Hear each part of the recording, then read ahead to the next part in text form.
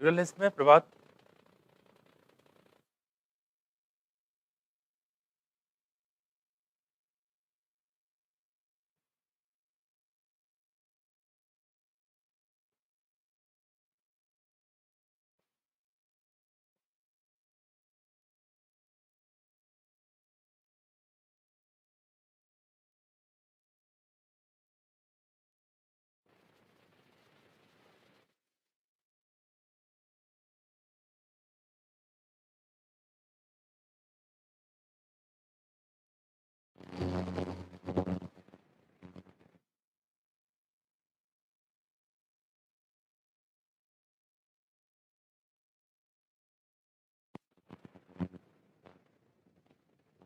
ठीक है, देखते हैं हम लोग यहाँ पे अगला चैप्टर हमारे पास कौन सा, देखो न्यूरल कंट्रोल एंड कोऑर्डिनेशन। कौन सा है? Neural control and coordination. देखो यहाँ पे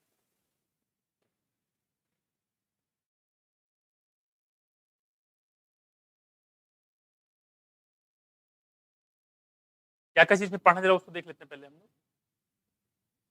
देखो न्यूरल सिस्टम है ना, कहाँ थे बच्चे? हैं? घर गए थे, कोई बात नहीं। देखो तो देखो उसके बाद हमारे पास कौन सा है, देखो ह्यूमन न्यूरल सिस्टम। उसके बाद पढ़ेंगे हम लोग neuron as a structural and functional unit. ठीक है, साथ में सेंट्रल नर्वस सिस्टम और रिफ्लेक्स एक्शन। ठीक है, और इसके कुछ सेंसरी और मोटर न्यूरॉन के बारे में यहाँ पे पढ़ना। देखो सबसे पहले यहाँ बताया गया यहाँ पे कि जो किसी भी ऑर्गन का हो, जैसे लीवर हो गया, कोई पार्ट हमारे पास, या ऑर्गन सिस्टम हो, डाइजेस्टिव सिस्टम हो, सर्कुलेटरी सिस्टम हो, या कोई भी सिस्टम हो। ठीक है, उसके अलावा बताया कि जो हमारी बॉडी में होता है उसमें आपस में क्या होता है, कोऑर्डिनेशन होता है। इससे क्या होता है, टू मेंटेन होम्योस्टेसिस। होम्योस्टेसिस को क्या करने के लिए? मेंटेन करने के लिए। होम्योस्टेसिस सबसे पहले वर्ड दिया था डब्ल्यू कैनन ने। किसने दिया था? डब्ल्यू कैनन ने।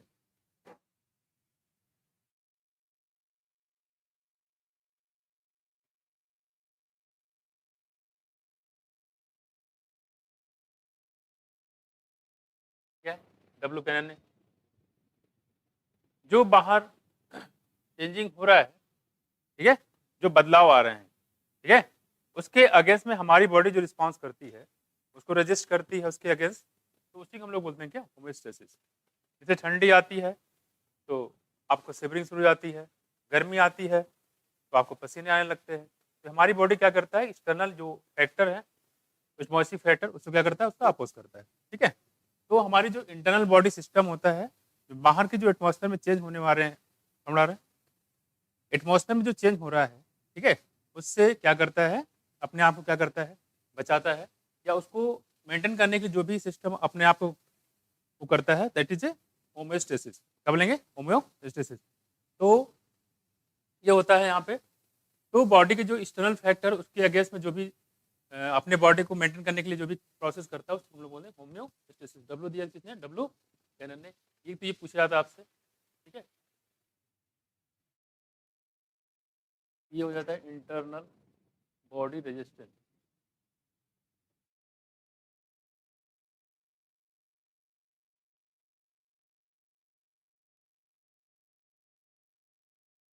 Against external factor.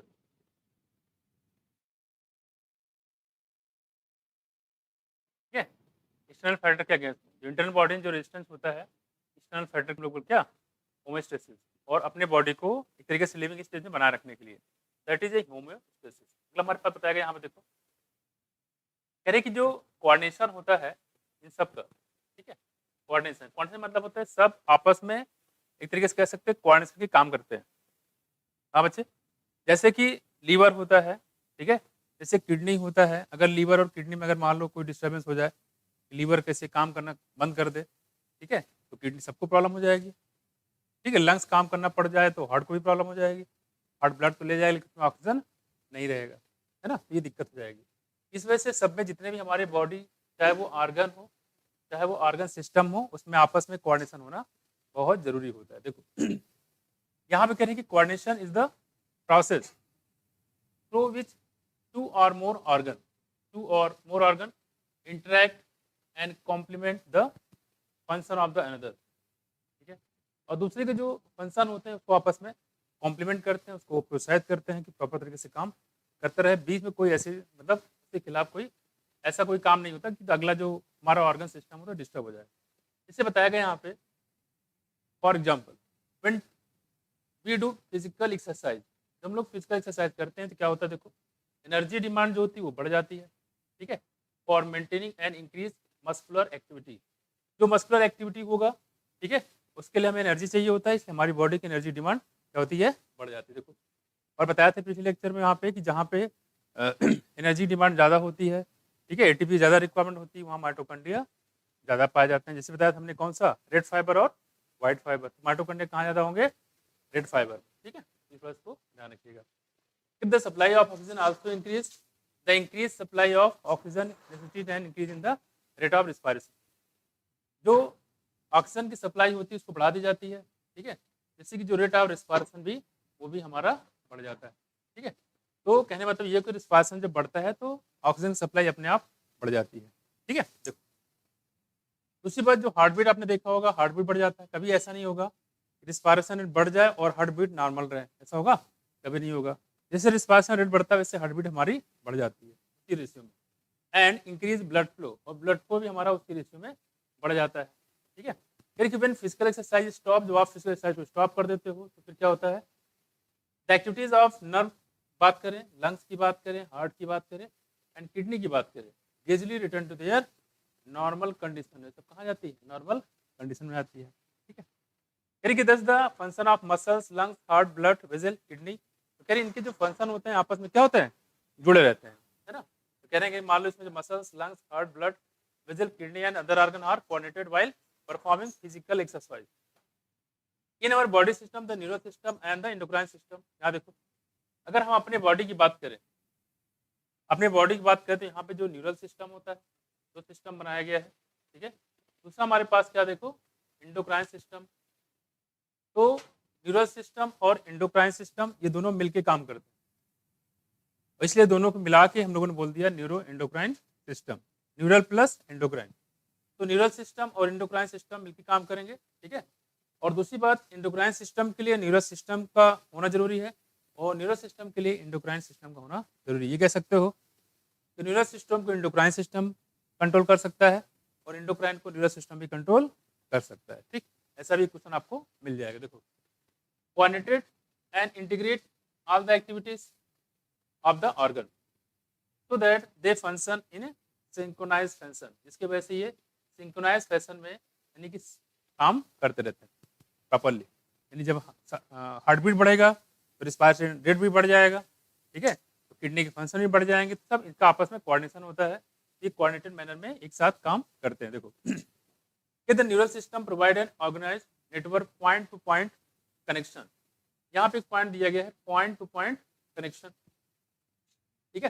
Neural system में पॉइंट टू पॉइंट मतलब ये होता है इंस्टेंट, ठीक है। जैसे मान लो कोई आपको पिन चुप हो गया तो तुरंत क्या होगा, एक्शन तुरंत इंस्टेंट लिया जाता है कि नहीं। तो कहने की यहाँ पे तुरंत जो है एक्शन लिया जाता है, जैसे चीजें पॉइंट टू पॉइंट। वही अगर हम बात करें कि इंडोक्राइन की बात करेंगे तो इंडोक्राइन में टाइम लगता है, कोई भी ग्लैंड होगा वो अपना हार्मोन निकाले कहाँ जाएगा, ब्लड में जाएगा, ब्लड से फिर वो पार्टिकुलर ऑर्गन तक जाएगा, तो वहाँ तो टाइम लगता है, लेकिन न्यूरल सिस्टम में कोई टाइम नहीं लगता। यहाँ देखो फॉर ए क्विक कोऑर्डिनेशन, बहुत जल्दी अगर हमें रिस्पॉन्स करना होता है, कहीं कुछ जगह ऐसे भी होते हैं जहाँ पे तुरंत एक्शन लेना होता है, अगर आप तुरंत एक्शन नहीं लोगे तो हो सकता है कोई भी दिक्कत हो सकती है, इसलिए आप कुछ जगह ऐसा होता है जहाँ पे तुरंत एक्शन लेने पे दिक्कतें हो सकती है, दोनों चीज़ें हमें चाहिए। कुछ जगह ऐसा होता है जहाँ पे हमें तुरंत एक्शन लेने की जरूरत पड़ती है, जैसे आप जा रहे हो सपोज दैट और रात में है, आपका पैर कहीं पड़ गया और आपको ऐसा एहसास लगा कि ये सांप हो सकता है, तो वहाँ पे आप तुरंत आपका पैर हट जाता है, सांप या कुछ भी हो सकता है, तुरंत पैर हट जाता है। वहाँ पे हम ये नहीं करते, चेक करते हैं कि देखिए सांप है कि नहीं है, जहरीला है कि नहीं है, उतना करो तो मान लो जहरीला होगा तो काट लेगा, है ना। तो वहाँ पे हम लोग चेक नहीं करते, वहाँ पे ज़्यादा दिमाग नहीं लगाते हैं, लगाना भी नहीं चाहिए, वहाँ तुरंत लेना पड़ता है। लेकिन अगर मान लो कोई आपको कोई डिसीजन ऐसा लेना है जो आपसे लाइफ से जुड़ा हुआ डिसीजन है, ठीक है, तो उसके लिए आप काफ़ी आपको सोचने समझने की जरूरत पड़ती है, क्योंकि आपके एक डिसीजन से पूरा जो है आपका फ्यूचर जो है वो थोड़ा सा चेंज हो सकता है, ठीक है। तो वहाँ पे आपको टाइम लेना भी चाहिए होता है। देखो आगे, तो कहने मतलब यहाँ पे ये दोनों सिस्टम आपको मिलेंगे, जो पूरा सोचने समझने का काम करता है उसको हम लोग बोलते हैं CNS, ठीक है, और बोला पार्ट्स तुरंत इंस्टेंट काम करते हैं, उसको बोलेंगे हम लोग किसकी, किस में आ जाएगा, दो काम होते हैं सीएनएस में, दो पार्ट होंगे, ब्रेन और स्पाइनल कार्ड। ज्यादा सोचे समझेंगे तो ब्रेन आके काम हो जाएगा, और स्टैंड काम लेना उसका काम हो जाएगा किसका, स्पाइनल कार्ड का। ठीक, बात कर रहे हैं। तो ये थोड़ा ध्यान रखिए कि पॉइंट टू पॉइंट का मतलब है, अगर ये वर्ड आता है कि पॉइंट टू पॉइंट जो रिस्पांस होता है वो एंडोक्राइन सिस्टम, इसी जस्ट बाद वाले चैप्टर है उससे रिलेटेड है, तो क्या यह नर्वस सिस्टम से रिलेटेड है, क्या बताओगे। और पॉइंट टू पॉइंट का इतना मतलब है कि तुरंत इंस्टेंट एक्शन लेना होता है।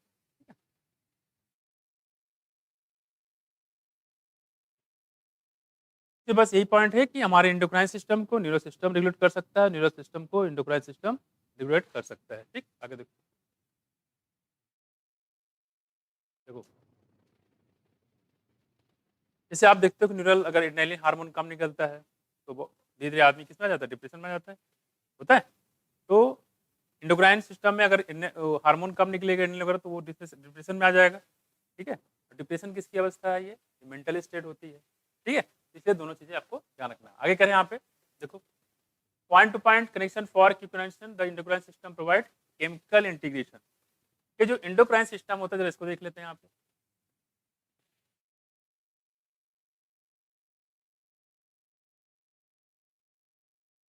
देखो यानी जो इंडोक्राइन सिस्टम होता है प्रोवाइड केमिकल इंटीग्रेशन, यहाँ पे हम लोग केमिकल यानी किसी केमिकल के माध्यम से ये पूरे बॉडी को रेगुलेट करते हैं, जैसे यानी कि हार्मोन की मदद से। ठीक है, बहुत सारे हार्मोन पढ़ेंगे हम लोग, एलएच, एफएसएस, प्रोलैक्टिन, बहुत सारे ऑक्सीटोसिन, सारे हार्मोन होंगे।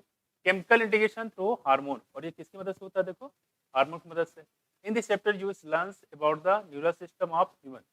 यहाँ पे हम लोग न्यूरल सिस्टम के बारे में पढ़ने वाले हैं, मैकेनिज्म के बारे में, न्यूरल कोऑर्डिनेशन होता कैसे है, साथ साथ में इसका ट्रांसलेशन कैसे होता है, मतलब नर्व इम्पल्स के बारे में, इम्पल्स कंडक्शन के बारे में, एक क्रॉस से साइनाप्स, दो न्यूरॉन जहां जुड़ते हैं उनको क्या बोलेंगे, साइनाप्स। ठीक है, क्या साइनाप्स, ये साइनाप्स वर्ड दिया गया था, एक साइंटिस्ट का नाम था सेरिंगटन। यहाँ देखो, and physiology of the reflex action, और रिफ्लेक्स एक्शन के बारे में यहाँ पे पढ़ेंगे। ओवरऑल अगर हम बात करें यहाँ पे तो थोड़ा इसको मैं समराइज कर लूँ।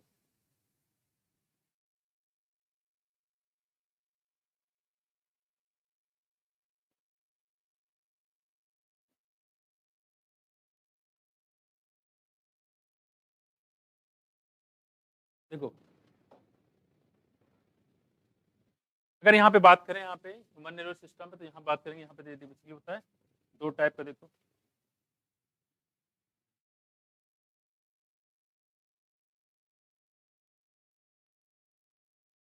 एक होता है सीएनएस, और एक होगा यहाँ पे पीएनएस।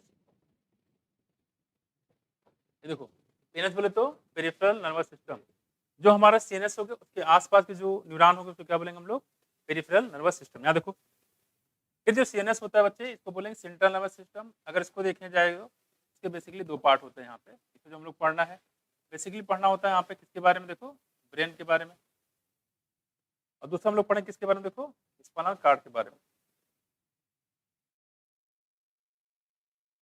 ब्रेन और स्पाइनल कार्ड। ठीक है, और अगर हम ब्रेन को देखते हैं बच्चे, तो ब्रेन को डिवाइड हम लोग करेंगे, तीन पार्ट हम लोग पढ़ेंगे। एक को बोलते हैं हम लोग क्या, देखो फोर ब्रेन, रोडन पढ़ना, हाँ फोर ब्रेन पढ़ना है, और क्या पढ़ना, देखो मिड ब्रेन पढ़ना है, और बोलो हाइंड ब्रेन, है ना।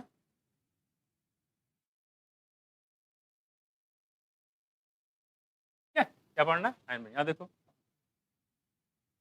अगर हम फोरब्रेन की बात करते हैं तो यहाँ पे जो हम लोग पढ़ेंगे अभी, वो क्या क्या पढ़ेंगे, देखो यहाँ पे पढ़ेंगे हम लोग क्या, थैलमस, हाइपोथैलेमस, सेरेब्रम। क्या, थैलमस, हाइपोथैलेमस और सेरेब्रम।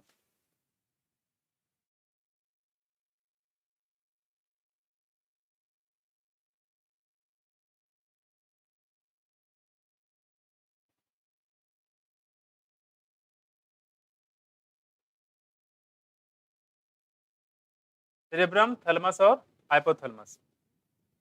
और मिडब्रेन की बात करते हैं यहाँ पे, सेरेब्रल एक्विडक्ट,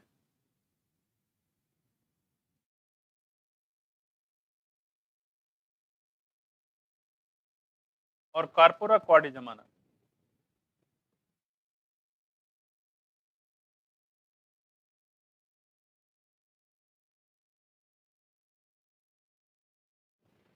ठीक है, कार्पोरा क्वाड्रिजेमिना। ठीक, अगर हम बात करेंगे इससे स्पाइनल कार्ड में, तो यहाँ पे बस 3 पार्ट पढ़ते हैं, देखो क्या क्या होता है। मिडुला, पॉन्स, ओके,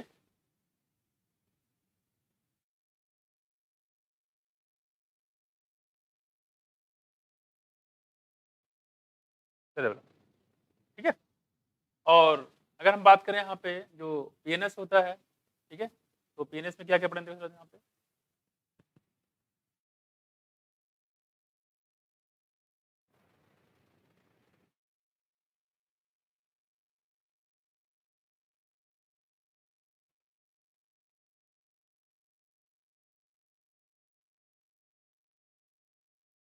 ठीक है, पीएनएस यानी कि पेरिफेरल नर्वस सिस्टम।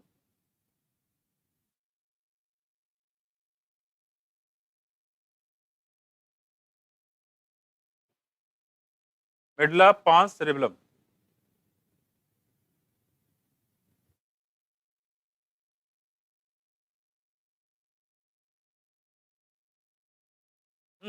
सॉरी, ये देखो स्पाइनल कार्ड का नहीं है बच्चे, बस जोड़ लो इसे,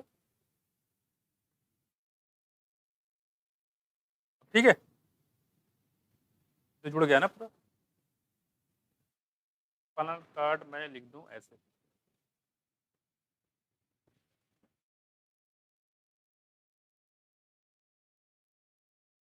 ठीक है, देखो आप भी कर लो ऐसे।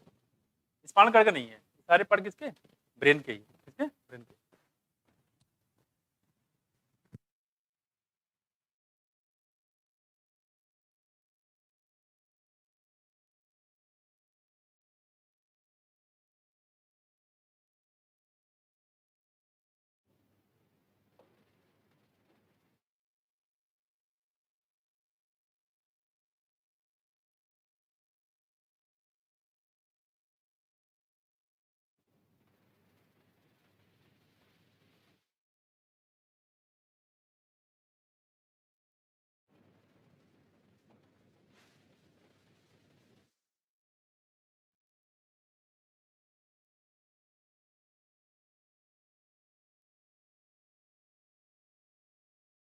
ये देखो, पीएनएस की बात करें तो सोमैटिक हो जाएगा और ऑटोनॉमिक नर्वस सिस्टम हो जाएगा।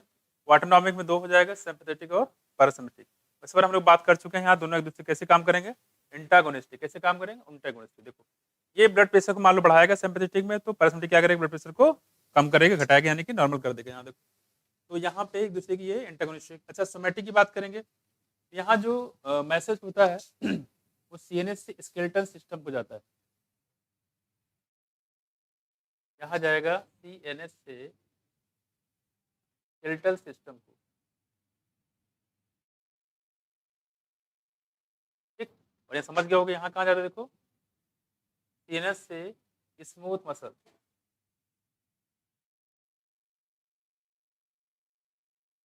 ठीक है। सोमैटिक में सेंट्रल नर्वस सिस्टम से मैसेज कहाँ जाता है, स्केलेटल मसल को, ठीक है। और अगर ऑटोनॉमी की बात करें तो सीएनएस से कहाँ जाता है, स्मूथ मसल पे। कहाँ पे, स्मूथ मसल पे। और ये ऑटोनॉमी की बात करें तो यहाँ पे सिंपैथेटिक होता है और पैरासिम्पैथिक। एग्जाम्पल के तौर पे कैसे काम करेंगे यहाँ पे, अगर हम बीपी की बात करेंगे तो बीपी को क्या करेगा, ये बढ़ा देगा, और ये बीपी क्या कर देगा, कम कर देता है, ठीक है। नोट कर लो इसको, थोड़ा सा हल्का सा आइडिया हो आपको थोड़ा सा, तो इसी क्रम में आपको हम पढ़ाते जाएंगे इसमें।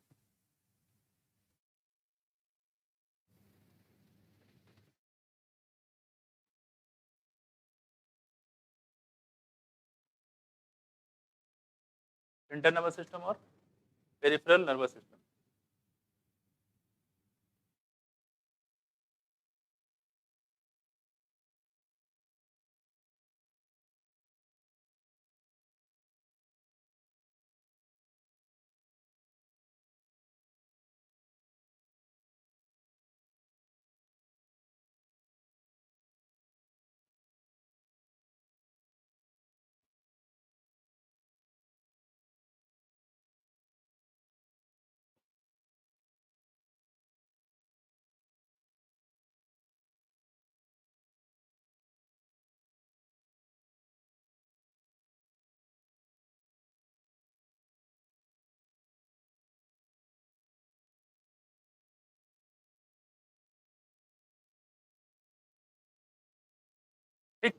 इस टाइप से कह सकते हैं यहाँ पे कि जो बाहर तरफ होते हैं सराउंडिंग में, दैट इज पीएनएस।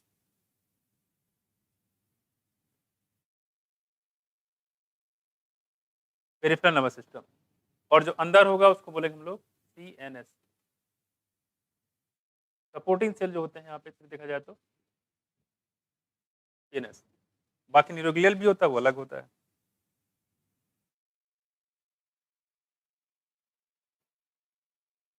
हो गया?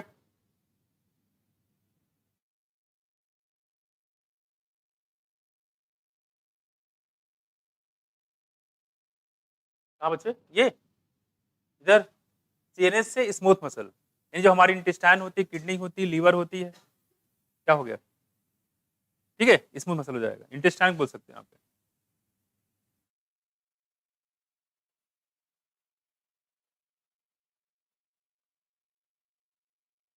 तो आपका जगह ऊपर छोड़ा हुआ वहां पे लिख सकते हो आप, है ना? जगह को इसलिए छोड़ दिया गया है।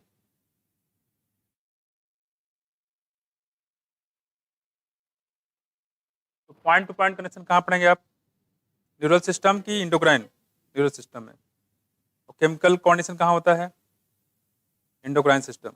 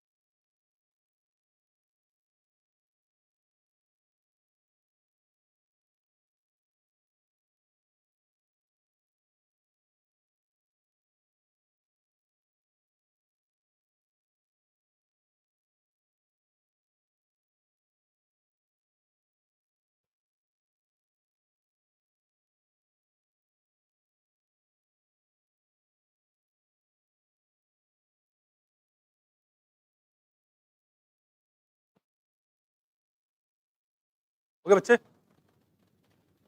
हो गया? बढ़ाए इसको। इसमें एक टर्म और आएगा अभी, वो है न्यूक्लियाई और गैंग्लिया का, चलो उसको समझ लेते हैं। काकरोच में भी आपने पढ़ा था, यहाँ पे देख लेते हैं। देखो,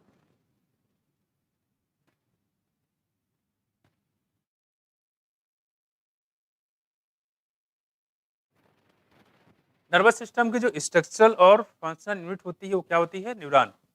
ऐसे हमने बताया था, लीवर की स्ट्रक्चरल यूनिट कौन सी बताई थी? ठीक है, कौन सा? Hepatic lobule. और हमने उसकी क्या बताई थी?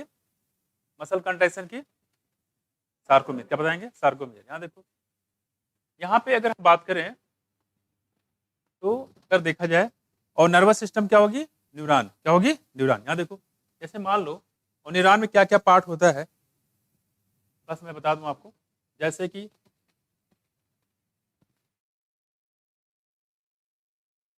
पता हो तो बता दिए, नहीं पता तो हम बताएंगे आपको।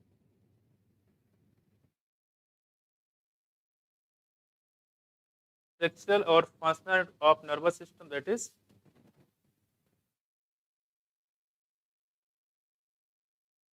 ये देखो, घर में पहले एंटीना होते थे, पता है आपको? जब भी मैच मूवी वगैरह देखा जाता था। हाँ बिल्कुल, पहचान लिया आपने दीपांकर। देखो ऐसे, आपने जैसे पहले के, अब तो खैर नहीं है। देखो, ये मान लो ये घर है,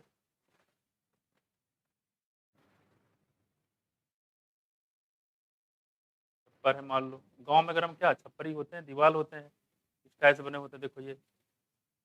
और यहाँ पे एक खिड़की लगी होती है, देखो, ये देखो है, मकान है। और यहीं पे ऐसे एंटीना लगा रहता है, देखो ऐसे, ये देखा है। हाँ बिल्कुल बिल्कुल, ये देखो दिख रहा है।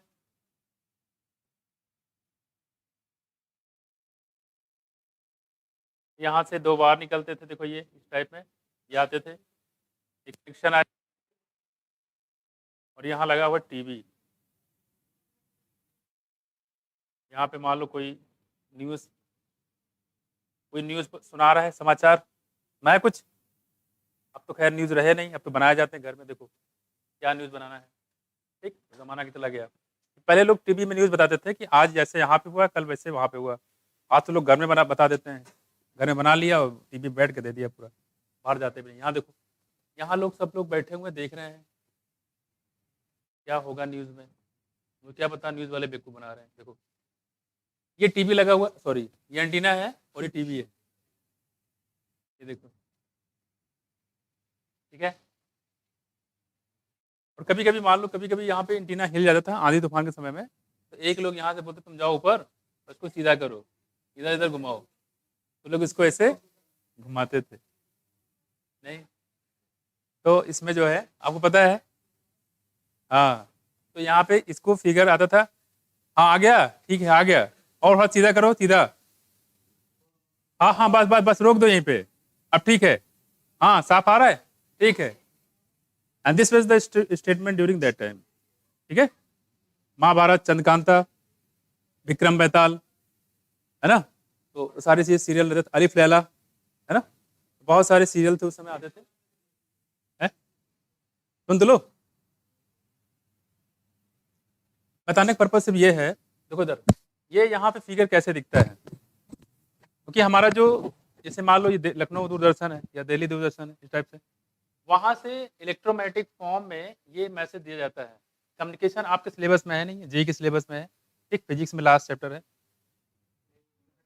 हटा दिए, जेई में है, नीट में नहीं है, जेई की बात कर, यहाँ देखो ये नीट में नहीं है, देखो नीट वाले जो है सिलेबस वही पढ़ लें, वो बड़ी बात होती है, अलग से कहाँ देंगे, देखो खैर, उसमें इलेक्ट्रोमैग्नेटिक वेव्स है, लेकिन ये सारी कम्युनिकेशन नहीं है। इलेक्ट्रोमैग्नेटिक वेव में पूछा भी जाता है, इस बार भी आया है ना, सारे वेव्स की फ्रिक्वेंसी पूछी जाती है, देखो तो यहाँ पे ये मैसेज आएगा, और मैसेज आने के बाद जो भी आएगा यहाँ पे ये दिखता है, ये मैसेज यहाँ पे होता है, देखो यहाँ पे इसके ऊपर वाला न्यूरॉन हो सकता है या डायरेक्टली बॉडी कंटेंट में हो सकता है, दोनों बातें हैं। मैसेज देखो ऐसे आएगा, इस टाइप, ये देखो, ठीक है, ये निसल ग्रेन्यूल है, बेसिकली बना हुआ है राइबोसोम का, सॉरी ये न्यूक्लियस अब क्या है, न्यूक्लियस है, और इसी न्यूक्लियस के अंदर बच्चे यहाँ पे नेसर, और नेसर ग्रेन्यूल का काम होता है बच्चे क्या, प्रोटीन सिंथेसिस, क्या प्रोटीन सिंथेसिस, ये राइबोसोम ही होते हैं, नाम है नेसल ग्रेन्यूल, लेकिन है क्या ये राइबोसोम, मैं कुछ, और ये प्रोटीन सिंथेसिस काम करते हैं। यहाँ देखो ये नेसल ग्रेन्यूल जो होता है, अगर आप देखोगे इसमें, तो ये मैसेज यहाँ से आया, देखो ट्रांसफर हुआ, ट्रांसफर होने के बाद ये मैसेज अंदर अंदर देखो, ये ऐसे ट्रांसफर होता है, ये देखो ऐसे आया, उसके बाद कहाँ पहुंच गया ये, इसको बोलते हैं बच्चे synaptic knob, synaptic knob, synaptic knob, ठीक है। देखो जरा दूसरी बात करें यहाँ पे कि, यहाँ देखो, तो ये जो बात बताए हैं इसकी बात करें, इसको बोलते हैं डेंड्राइट्स, क्या बोलते हैं, डेंड्राइट, यानी कि डेंड्राइट से जो मैसेज आते हैं अंदर आते हैं। और ये देखो यहाँ पे ये क्या है बच्चे, एक्सॉन, क्या है, एक्सॉन है, और एक्सॉन से मैसेज देखो ट्रांसफर हो रहा है यहाँ तक, फिर 90। अब यहाँ पे कोई दूसरा न्यूरॉन होगा तो वहाँ पे डेंड्राइट लगा होगा, उसके डेंड्राइट पे 90 वहाँ पे देगा, ये लगातार चलता रहता है, और दो न्यूरॉन के बीच के जंक्शन क्या बोलते हैं हम लोग, साइनेप्सिस, क्या बोलेंगे, साइनेप्स, ठीक है। अब देखो यहाँ पे जब करंट आता है, इम्पल्स आता है, या कोई इलेक्ट्रोमैग्नेटिक वेव के फॉर्म समझ सकते हो, वायर वगैरह, तो ये आगे पीछे दाएं बाएं ना हो जाए, इसलिए इसको हम लोगों ने, जैसे वायर होता है उसको केबल से हम लोग क्या करते हैं, लपेट देते हैं इंसुलेशन करने के लिए, वैसे यहाँ भी होता है, देखो ऐसे ऐसे यहाँ लपेट देंगे, देखो ऐसे, तो क्या बोलते हैं बच्चे, माइलिन शीथ, तो बोलते हैं माइलिन शीथ, क्लियर, इस माइलिन शीथ, और इस माइलिन शीथ में अगर आप देखोगे तो यहाँ पे ये क्या है, स्वान सेल, क्या है, श्वान सेल बोलते हैं इसको। तो और जहाँ जगह खाली हो रहा है, देखो जहाँ जगह खाली बच्चे, इसको बोलते हैं हम लोग क्या, node of Ranvier, node of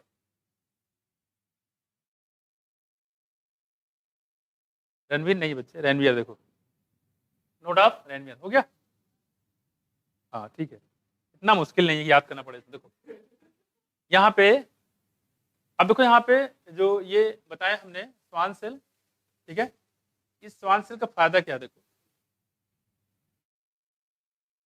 जो श्वान सेल होता है इसका फायदा क्या है, ये श्वान सेल ही पूरा माइलिन शीथ बनाता है, ठीक है। ये श्वान सेल जो होता है ये क्या बनाता है, ऊपर बताया हमने क्या, माइलिन शीथ क्या बनाएगा, इसको जो हमने बताया,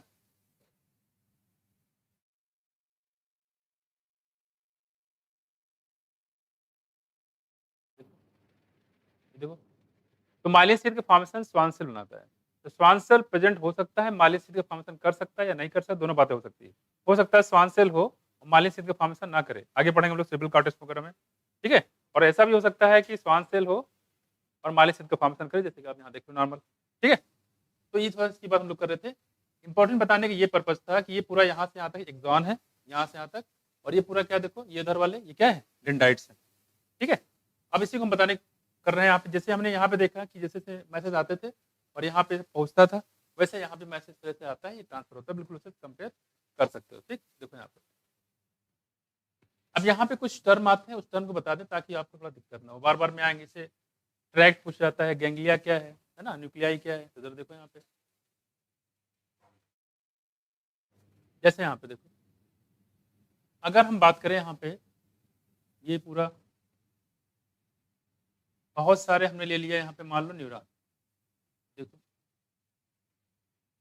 दो बातें हो सकती हैं यहाँ पे कि बहुत सारे डेंड्राइट्स हो और वो अलग अलग हो, लेकिन उनके जो एग्जान हो क्या हो, देखो मिले हुए हो, ठीक है, दिख रहा है। इसको हम लोग क्या क्या बोलते हैं, देखो ये इसको पोर्शन को, इसको हम लोग दो नाम देते हैं, डिपेंड करता है कहाँ पे है, देखो अगर ये सीएनएस में होगा तो नाम बदल जाएगा, और पीएनएस में होगा तो इसका नाम बदल जाता है, ठीक। एक तो ये होता है। दूसरी बात, अगर हम बात करें, ऐसा भी हो सकता है कि यहाँ पे ये आपका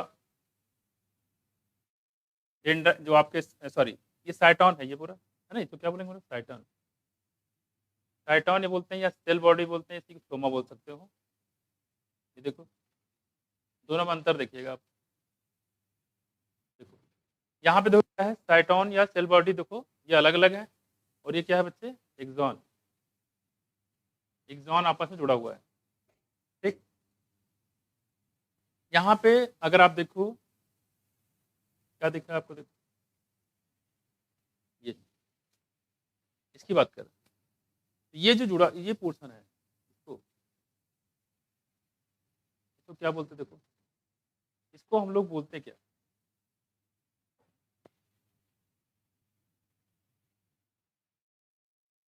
जैसे सीएनएस में होगा तो क्या बोलेंगे, और पीएनएस में होगा तो क्या बोलेंगे, ठीक। अगर सीएनएस में होता है तो क्या बोलेंगे, इसको बोलो गैंग्लिया, क्या बोलेंगे, गैंग्लिया। और पीएनएस में तो इसे बोलते हैं हम लोग क्या, न्यूक्लियाई, क्या है, न्यूक्लियाई। इसको बना लो पहले,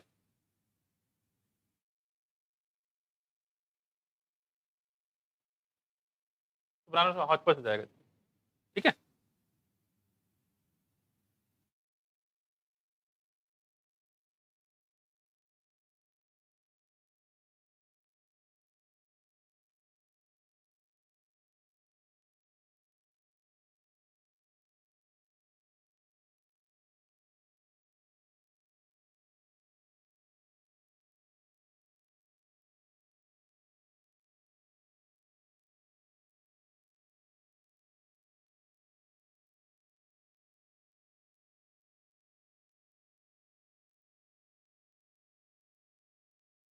चीज और देखो यहाँ पे,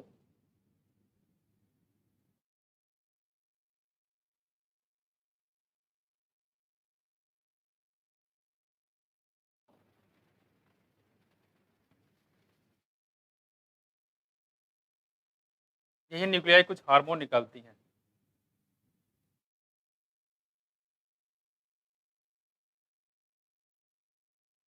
ठीक है, हार्मोन निकालती है, सीएनएस होता है ना, जिसे हम लोग पढ़ेंगे यहाँ पे पिट्यूटरी ग्लैंड में।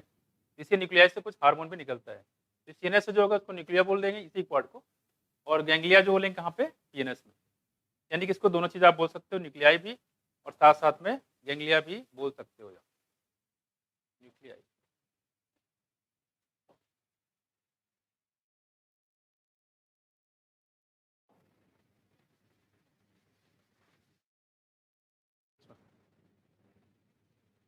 सीएनएस में न्यूक्लियाई और पीएनएस में गैंग्लिया। वैसे यहाँ पे इसको बोला जाता है बच्चे ट्रैक्ट, यहाँ बोलते हैं हम लोग नर्व। ठीक है, नर्व अलग है, नर्व फाइबर अलग है, न्यूरॉन अलग है।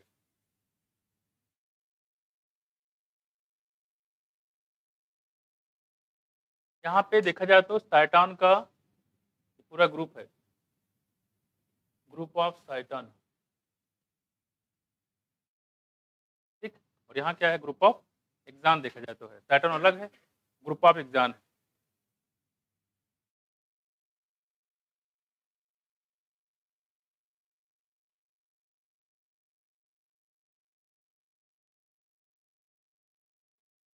जो आपने देखा है ये क्या है, न्यूक्लियस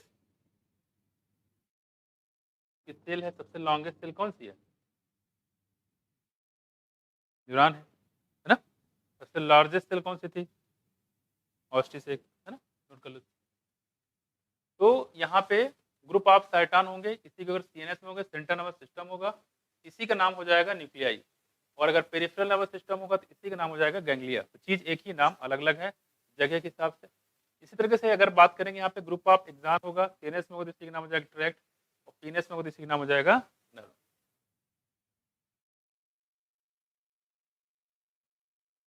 हो गया, देखो आगे देखो, अब आते हैं इसके आगे।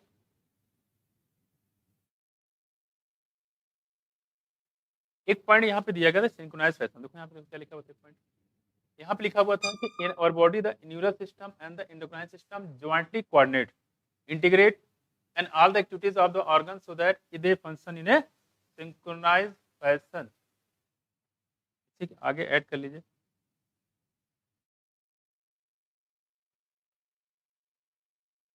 इसी को हम लोग बोलते हैं नोन एज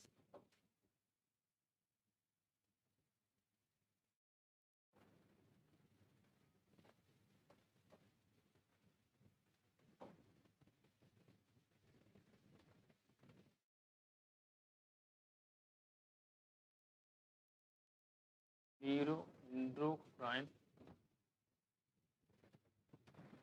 सिस्टम।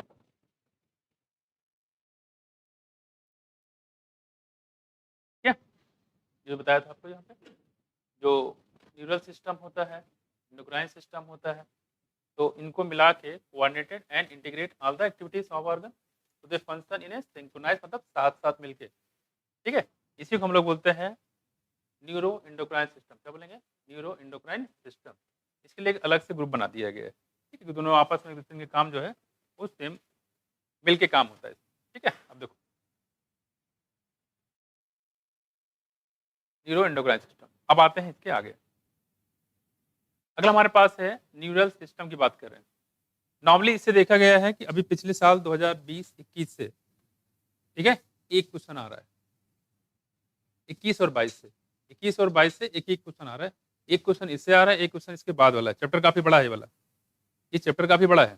ठीक है, तो एक क्वेश्चन जो है इससे, एक क्वेश्चन उससे, यानी कि 2000, अगर आप 21 की बात करो तो एक क्वेश्चन था, 22 में भी एक क्वेश्चन था।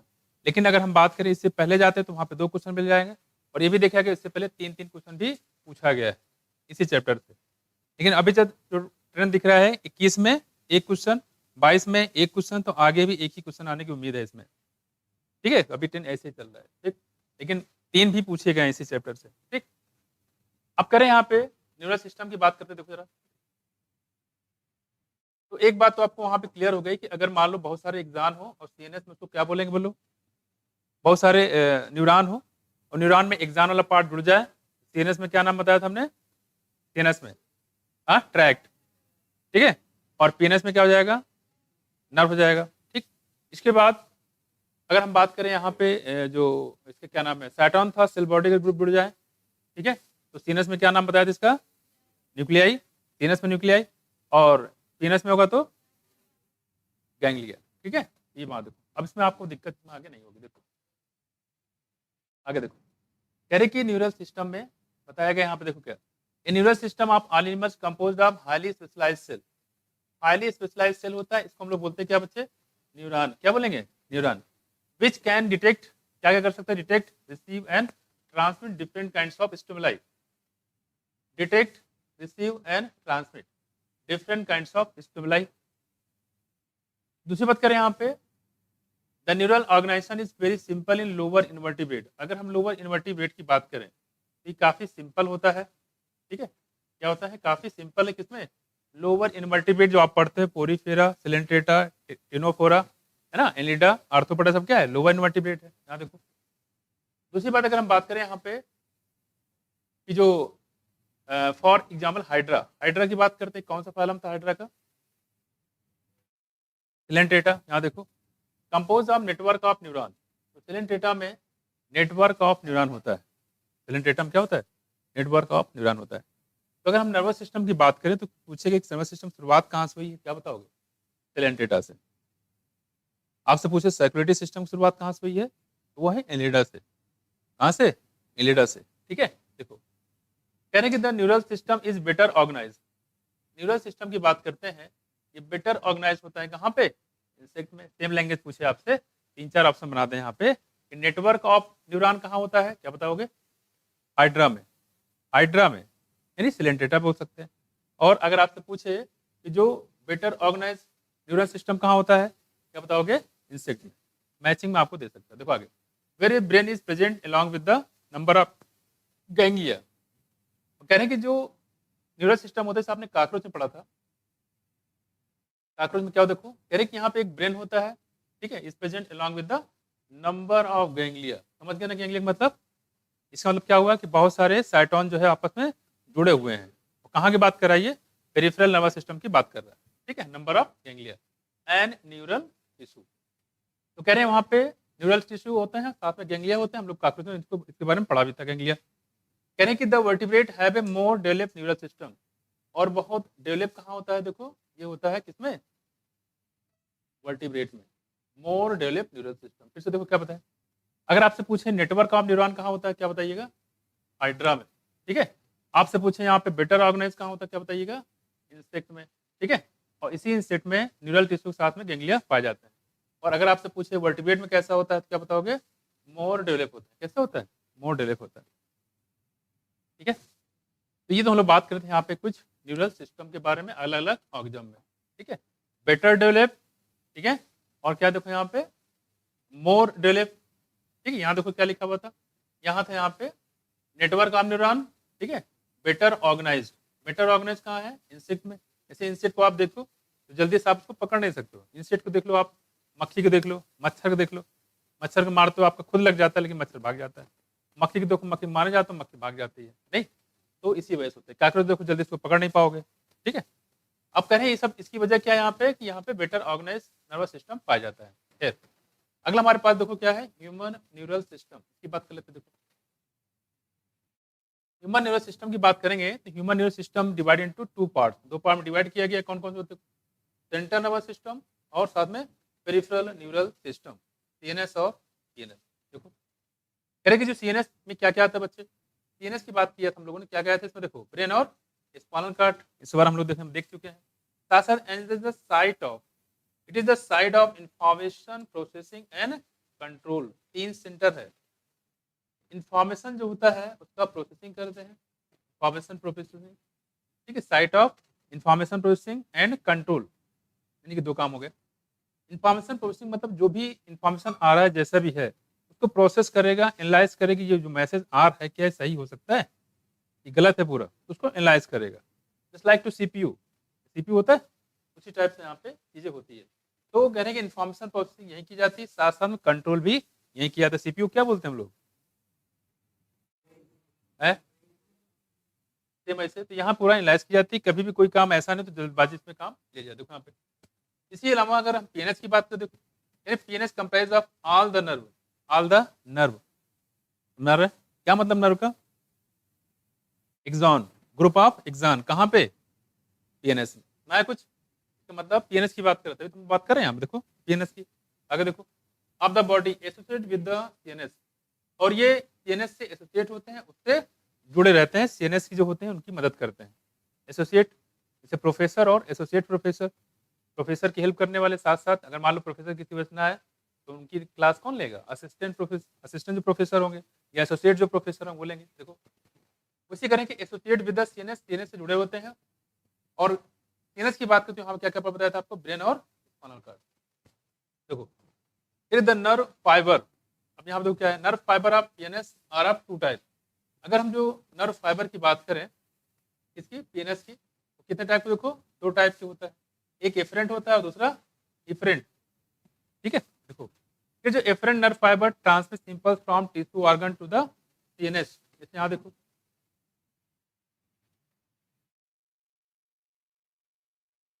यहाँ पे मान लो आपका कोई टिश्यू है, हो सकता है, या कोई ऑर्गन हो सकता है। ठीक है, जैसे मैंने बताया, साथ साथ बताया यहाँ पे कुछ जो है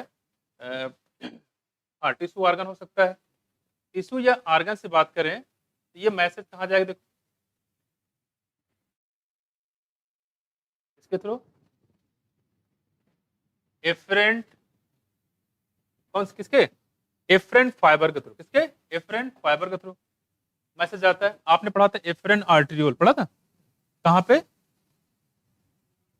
नेफ्रॉन में पढ़ा था, है ना? तो एफरेंट आर्टेरियोल मतलब आने वाला, इफरेंट आर्टेरियोल मतलब जाने वाला, E for exist, A for आना। सीएनएस से ये देखो कहाँ जाएगा? टिश्यू ऑर्गन पे। एफरेंट मतलब क्या? आने वाला, एफरेंट मतलब आने वाला, किसकी तरफ? सीएनएस की तरफ। हम सीएनएस के रेफरेंस लेके चल रहे हैं। और यहाँ पे क्या है? इफरेंट।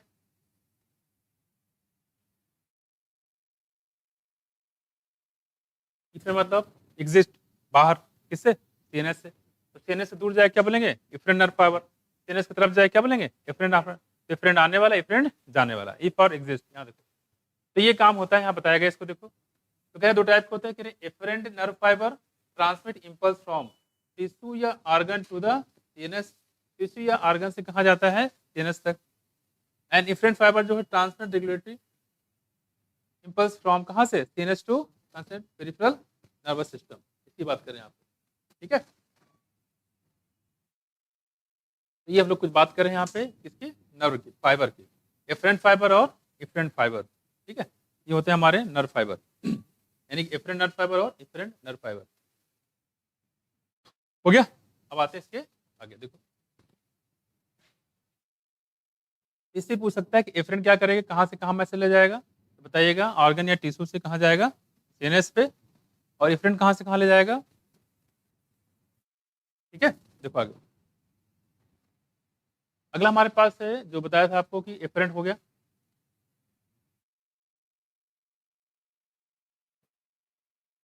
देखो एफरेंट नर्व फाइबर ट्रांसमिट, देखो afferent nerve fibre transmit impulse कहाँ से कहाँ? देखो फ्रॉम टिश्यू या ऑर्गन टू कहाँ पे? CNS to. And efferent fibre transmit regulatory impulse from कहाँ से? सीएनएस से कंसर्न पेरिफेरल टिश्यू या ऑर्गन हो जाएगा। यानी पीएनएस इज डिवाइडेड। अब पीएनएस की बात कर रहे थे, हम लोग पढ़ चुके थे पीएनएस को कितने पार्ट में डिवाइड किया हम लोगों ने था? सोमैटिक और ऑटोनॉमिक। यहाँ देखो PNS is divided into two division called the somatic neural system और साथ में ऑटोनॉमिक न्यूरल सिस्टम। ठीक है, the somatic neural system release impulse from कहाँ से कहाँ? देखो जो सोमैटिक न्यूरल सिस्टम होता है हमने बताया था कहाँ से कहाँ बताओ? सीएनएस से स्केलेटल मसल को, यानी कि वॉलंटरी वाले पार्ट जो होते हैं। ठीक है, तो सीएनएस से स्केलेटल मसल ले जाएंगे, इसके बारे में हम लोग पहले देख चुके हैं। और while the autonomic nervous system जो होता है, न्यूरल सिस्टम क्या करें? देखो इंपल्स फ्रॉम कहाँ से? सीएनएस टू इन्वॉलंटरी ऑर्गन तक, ये भी हम लोग देख चुके हैं, है ना? एंड स्मूथ मसल, इन्वॉलंटरी या स्मूथ, स्मूथ इन्वॉलंटरी होते ही। The autonomic nervous system is further classified into, देखो सिंपैथेटिक नर्वस सिस्टम, और कौन सा, पैरासिम्पेथिक नर्वस सिस्टम। दो पार्ट में डिवाइड किया गया है, सिंपैथेटिक न्यूरल सिस्टम और पैरासिम्पेथिक न्यूरल सिस्टम। इसके ऊपर हम लोग पढ़ ही चुके हैं। एक जो है हार्ट बीट को बढ़ाएगा, दूसरा हार्ट बीट को कम करेगा। सिंपैथेटिक बढ़ाता है और पैरासिम्पेथिक कम करता है।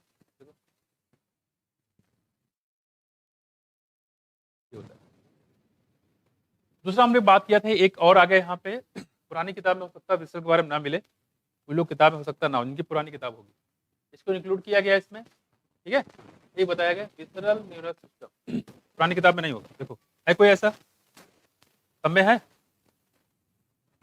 देखो कौन है, क्या हुआ, क्या उन्हें कुछ तो हुआ है, पुरानी किताब है तो दुख काय हो रहे हो, पुरानी किताब क्या हुआ था? देखो इधर, देखो देखो ठीक हो गया, देखो इधर देखो बच्चे, पुरानी किताब इसको नाराज कर दी, देखो दुखी हो गया है। सीधे बैठो, क्या हुआ, सर दर्द, दवा ले आओ जाके, जाओ मटन से ले आओ, जाओ। अच्छा वो लेके आएगा, कंपाउंडर बना दिया उसको, जाओ मैम से ले लो, उनके पास हो। ठीक है, ठीक, कोई बात नहीं। हाँ देखो, नेकी कर दरिया में डाल, ठीक है। देखो बाकी भूल जाओ, इधर देखो बच्चे, अब दरिया को दरिया कहाँ जुड़े जाएंगे, इधर तो देख लो, इधर आप बच्चे।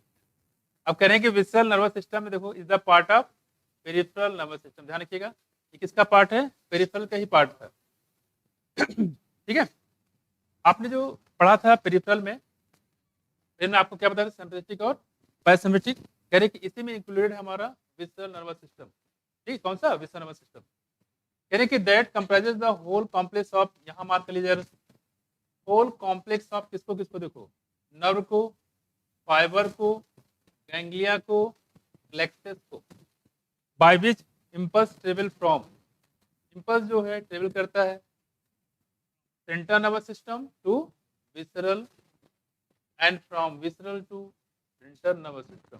यानी विसरल के लिए अलग से एक सिस्टम बना दिया गया है, सेंट्रल से विसरल, विसरल से सेंट्रल, क्या बनाया गया है, विसरल नर्वस सिस्टम। ठीक है, तो इसमें इंपॉर्टेंट यहाँ पे देखिए, ध्यान रखिएगा इसमें क्या क्या शामिल, देखो ये पेरिफेरल नर्वस सिस्टम यानी कि पीएनएस का पार्ट होता है, पहली बात, ठीक है। और इसमें खास बात विसरल नर्वस सिस्टम में क्या क्या आता है, ठीक है। और कह रहे हैं कि इसमें जो आता है आपका पूरा नर्व आता है, फाइबर आएगा, गैंग्लिया आएगा और प्लेक्सस आता है। चार ऑप्शन आपको ये बन सकता है, ठीक है, ध्यान रखिएगा, नर्व, फाइबर, गैंग्लिया और प्लेक्सस, ठीक है, ठीक है।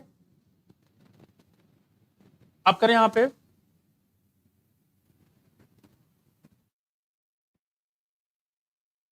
यहाँ देखो, इसको अगर मान लो कभी भूल जाइए, देखो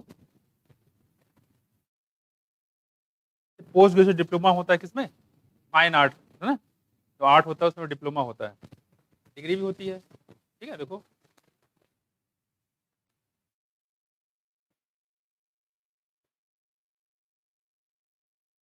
देखो फाइन आर्ट, आर्ट को छोटा सा बना दो, उससे कोई मतलब नहीं।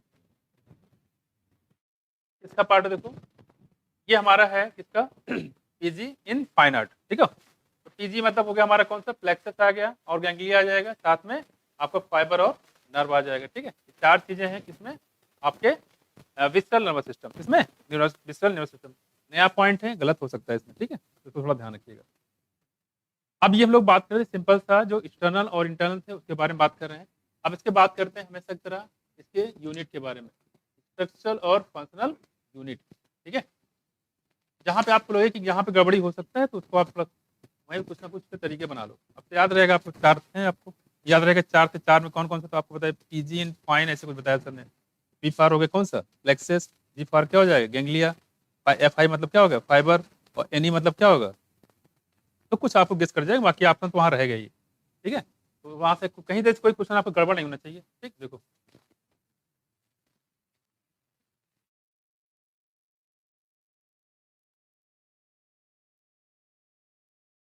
ठीक, इसका जो सेंटर है, इंस्टीट्यूट है मुंबई में है ना, फाइन आर्ट का। अगला हमारे पास है neuron as a structure and function unit the neural system. तो न्यूरल सिस्टम की जो यूनिट होती है उसको हम लोग बोलते हैं न्यूरॉन। तो कुछ यहाँ पे आपने यूनिट भी पढ़े थे। यहाँ देखो, तो neuron is the structural and functional unit, है ना। देखो फंक्शनल यूनिट है किसकी, न्यूरल सिस्टम की, है ना। देखो कि न्यूरॉन इज ए माइक्रोस्कोपिक होता है, पता ही आपको, है ना, ऐसे दिखाई देगा नहीं आपको। Composed of 3 major part, 3 part होते हैं इसमें, ठीक है। क्या क्या देखो, सेल बॉडी होता है, सेल बॉडी जिसको साइटॉन बोल सकते हैं, सेल बॉडी को आप साइटॉन भी बोल सकते हो।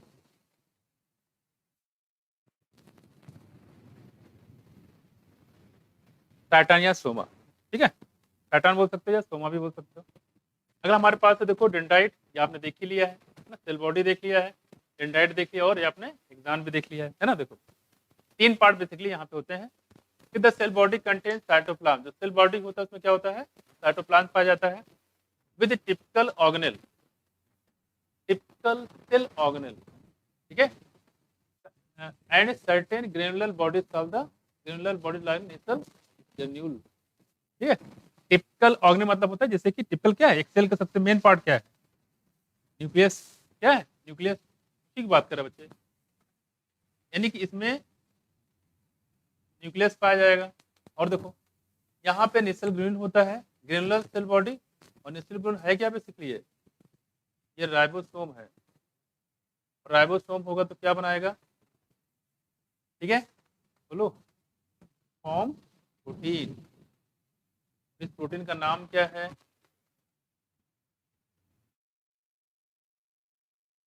लाइपोफ्यूजिन, ठीक है।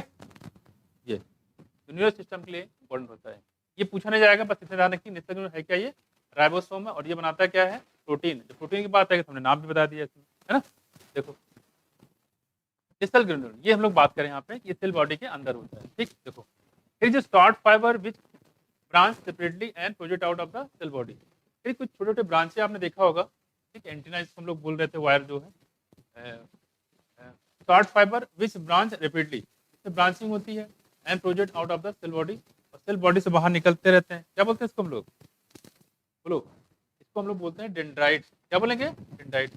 और इसमें कह रहे हैं कि कंटेन नेसल ग्रेन्यूल, इसमें नेसल ग्रेन्यूल भी पाया जाता है। देखो क्या कह रहे हैं, कह रहे हैं कि जो short fibre which branch rapidly and project out of the cell body, cell body से बाहर निकलते हैं, contain Nissl granule and are called dendrite. ध्यान रखिएगा, नेसल ग्रेन्यूल जो हमने बताया था न्यूरॉन में, जो सेल में तो बॉडी में तो होता ही है, साथ साथ जो डेंड्राइट होता है वहां भी नेसल ग्रेन्यूल पाए जाते हैं।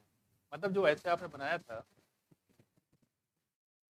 हाँ, हमने आपको यहाँ पे बना के दिखाया था, ये कह रहे हैं जो डेंड्राइट होता है, डेंड्राइट में भी पाया जाता है।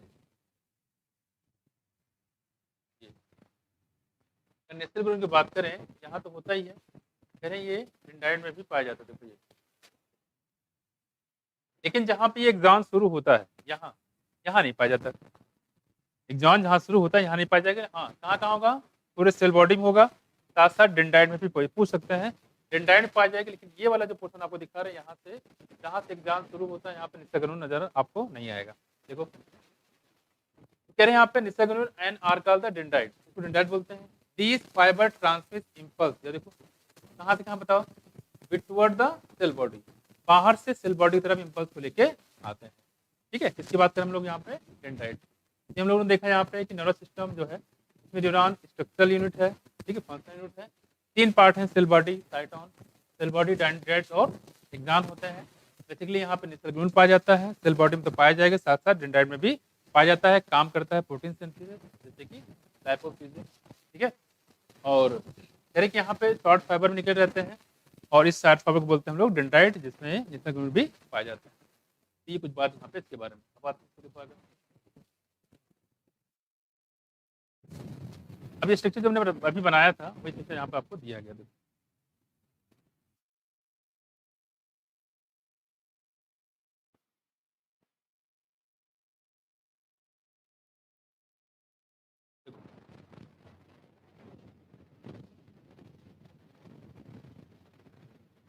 ये देखो यहाँ पे बच्चे जिस बताया मैसेज की बात कर रहे थे, यहाँ पे इस तरीके से मैसेज आता है, ठीक। और ये क्या बताया तुम, देखो डेंड्राइट यहाँ देखो फैला हुआ है। पुरानी किताब अगर देखोगे, पुरानी वाली बुक में ये जो आपको ये जो रेड दिख रहा है आपको निस्टर्गोनोल, ये आपको सिर्फ साइटोन में दिखाया गया, यहीं पे दिखाया गया है पुरानी किताबों में। इसमें जो नया किताब अपडेट किया गया है, इसमें आपको ये तो सेल बॉडी के अंदर हो गए, साथ साथ देखो यहाँ तक कर दिया है, डेंड्राइट तक। इनके पास किताब वो देख सकते हैं इस चीज को, ठीक है। और देखो दूसरा देखो यहाँ पे, इधर देखो, तो जो दिखाया देखो यहाँ से ले जाके ये पूछा यहाँ तक पूरा पहुंचा दिया गया, दिख रहा है यहाँ तक है ये देखो, ठीक है। एक तो ये किया गया है, और देखो इधर देखो क्या हुआ है, नहीं कुछ भी नहीं है।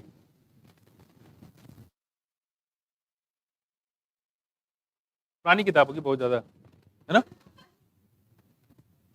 और क्या, देखो देखो, अरे कोई बात नहीं, हमारे यहाँ तो देखो, देखो इधर इधर इधर देख लो आप।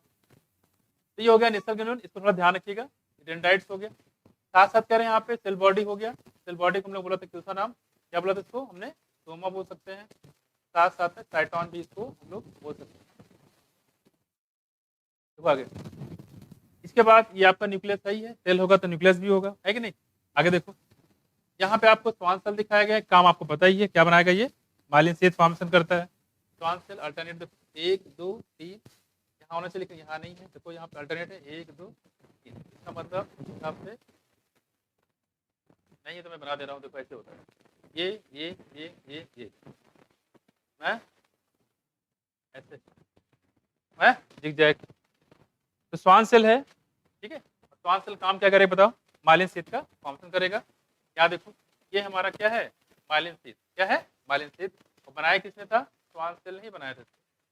अगला हमारे पास देखो क्या है, एक्सॉन आपको दिखाई रहा है, तो येलो कलर का आपको दिख रहा है क्या है, एक्सॉन। साथ साथ में जहाँ पे देखो ये जो माइलिन शेथ एब्सेंट होता है, जहाँ पे माइलिन शेथ एब्सेंट होता है, इसी को हम लोग क्या बोलते हैं, नोड ऑफ रेनवियर। ये पूछा गया है कि जहाँ नोड ऑफ रेनवियर जो होता है, ये जहाँ पाया जाता है वहाँ माइलिन शेथ एब्सेंट होता है, एक बात। दूसरी बात, यहाँ पे एक्सॉन टर्मिनल दिखाया गया, क्या जहाँ पे एक्सॉन खत्म हो गया है, और यहाँ पे आपको बल्ब जैसा स्ट्रक्चर दिख रहा है, इसको बोलते हैं साइनेप्टिक नॉब, क्या बोलेंगे, साइनेप्टिक नॉब बोल सकते हैं, साइनेप्टिक नॉब ही होगा, इससे बीच जो होगी जो स्पेस होगा उसको हम लोग साइनेप्टिक क्लेफ्ट बोलेंगे, अभी आगे आएगा। तो ये कुछ बात हम लोग बात कर रहे थे यहाँ पे न्यूरॉन के बारे में, क्या करें आप यहाँ करेंगे, कंटेन निस्टर्गोनोल एंड कॉल द डेंड्राइट्स, ये तो हम लोग बात कर रहे हैं। The axon is long fibre is distal, ध्यान रखो कि जो एक्सॉन होता है ये जो लॉन्ग फाइबर होता है, द डिस्टल एंड, डिस्टल मतलब दूर वाला, ठीक है, विच इज ब्रांच, कैसा होता है ब्रांच, यहाँ देखो इसका जो पार्ट यहाँ पे दिखाया गया ये कैसा है, देखो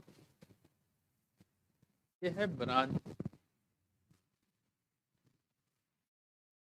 ठीक, डिस्टल दूर वाला, प्रॉक्सिमल पास वाला। यहाँ देखो कह रहे कि ब्रांच होता है, each branch terminate an an bulb like structure, तो क्या बोलते हैं बच्चे, साइनेप्टिक नॉब, क्या बोलेंगे, synaptic knob, which possess synaptic vesicle, बात नहीं करो, इसके अंदर साइनेप्टिक वेसिकल होता है, साइनेप्टिक नॉब के अंदर इस तरीके से ये, और इसी साइनेप्टिक वेसिकल में भरे होते हैं क्या, न्यूरोट्रांसमीटर, क्या न्यूरोट्रांसमीटर, इसी के अंदर देखो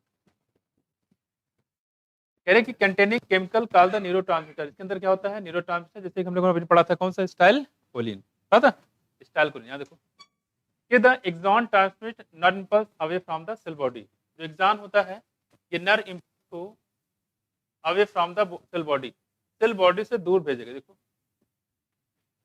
सेल बॉडी से दूर भेजेगा। यहाँ देखो to synapse to a neuromuscular junction, और ये साइनस कर सकता है न्यूरो मस्कुलर जंक्शन पे, या दूसरा नाम था मोटर एंड प्लेट, क्या बताया था, मोटर एंड प्लेट पे।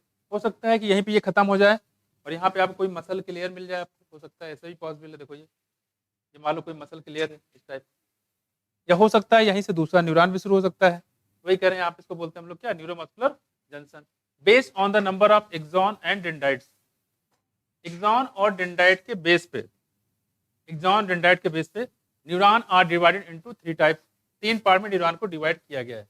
पहला बताया गया बच्चे इसमें मल्टीपोलर, क्या है, मल्टीपोलर, ठीक है, और मल्टीपोलर में खास बात क्या है, 1 इसमें एक्सॉन होगा और 2 या 2 से ज्यादा क्या होते हैं, डेंड्राइट होते हैं, देखो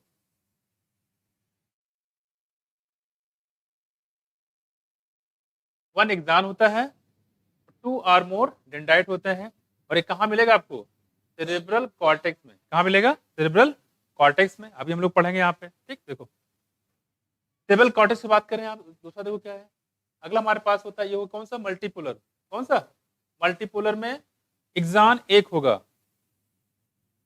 अब कहें किसी भी टाइप का हो, एक्सान हमेशा एक ही मिलेगा, डेंड्राइट के नंबर कम ज्यादा होते रहेंगे, लेकिन एक्सान हमेशा एक ही होता है। देखा जाए तो इसको जो डिवाइड किया गया है वो डेंड्राइट के बेस पे डिवाइड किया गया है। अगर मल्टीपोलर नाम से क्लियर है, इसमें 2 या 2 से ज्यादा क्या होंगे? डेंड्राइट होंगे। यहाँ देखो बाइपोलर की बात कर रहे हैं, नाम से क्लियर। देखो इसमें एक्सान तो हमेशा एक ही होगा, तीनों में एक्सान एक ही होगा, लेकिन यहाँ पे जो बाइपोलर होता है इसमें क्या होता है? देखो 1 डेंड्राइट हो जाएगा। यहाँ 2 और 2 से ज्यादा थे, यहाँ क्या देखो एक है एक्सान और एक है dendrite. Found in the retina of eyes, ये कहाँ मिलेगा? रेटिना ऑफ आइज में पढ़ेंगे अभी। दूसरा हमारे पास कौन सा? देखो यूनिपोलर। कौन सा? यूनिपोलर, उसको बोलते हैं क्या? Cell body. और यहाँ देखो क्या है? Cell body with 1 axon only, इसमें सिर्फ एक्सान होता है, डेंड्राइट यहाँ पे गैप हो गया। देखा जाए कि तीनों में एक्सान तो सब में तीनों में कॉमन है, अंतर किस चीज का है? डेंड्राइट का। अगर मल्टीपोलर पूछे तो 2 या 2 से ज्यादा, ठीक है। बाइपोलर पूछे तो इसमें एक, और अगर यूनिपोलर पूछे तो इसमें गैप हो जाएगा, 0 हो जाएगा, ठीक है। तो ये डिवाइड किया गया डेंड्राइट के बेस पे। देखो आगे, only found usually in the embryonic stage. ये पाया कहाँ जाएगा बच्चे? एम्ब्रियोनिक स्टेज में। फिर से देखो मल्टीपोलर पाया जाएगा सेरेब्रल कॉर्टेक्स में। कहाँ पे? सेरेब्रल कॉर्टेक्स में। और बाइपोलर पाया जाएगा कहाँ पे? देखो रेटिना ऑफ आइज में, ये देखो। और यूनिपोलर पाया जाएगा एम्ब्रियोनिक स्टेज में। पूछा जाता है, इंपॉर्टेंट भी है।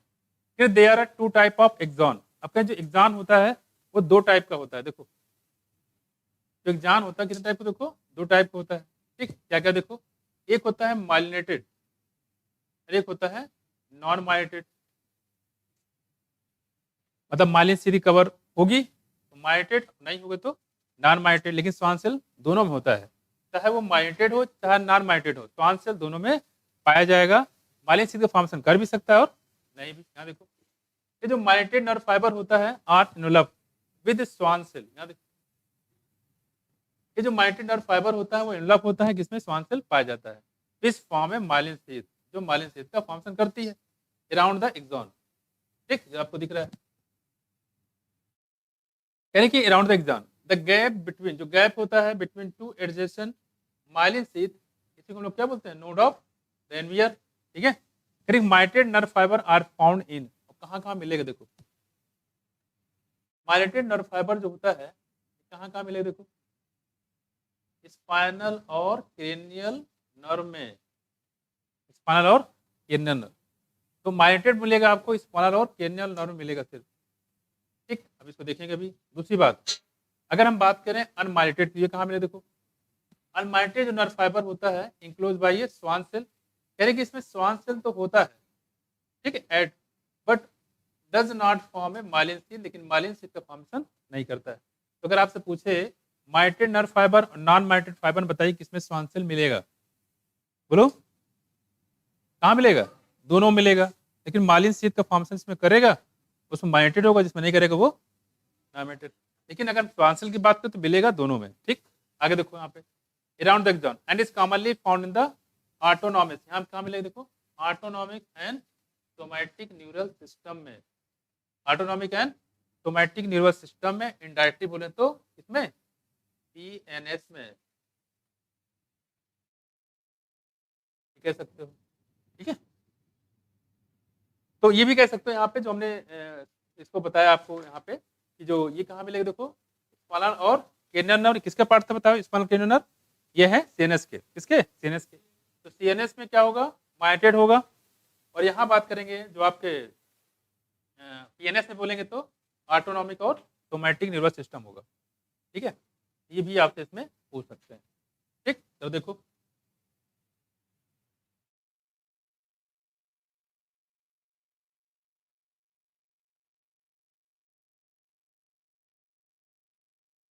देखो अच्छे से देखो, अगर यहाँ पे बात नहीं करो बच्चे, देखो इधर, यहाँ पे जो इंपॉर्टेंट है बच्चे वो आपको थोड़ा ध्यान रखना है कि जो पहले आपको बताया गया था, देखो हमने डिवाइड किया था किसको? फिर जो न्यूरॉन को डिवाइड किया, किसको? न्यूरॉन। कितने टाइप के? देखो 3 टाइप। ये है मल्टीपोलर। मल्टीपोलर में आपको ध्यान रखना है क्या? एक्सॉन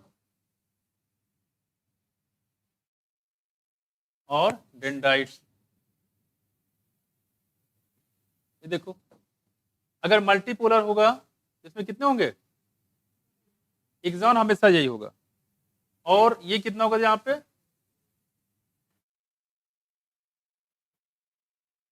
2 या 2 से ज्यादा ही तो है। और अगर हम बात करें दूसरा, इसका एग्जांपल क्या बताया बच्चे? सेरेब्रल कॉर्टेक्स तो है, सेरेब्रल कॉर्टेक्स।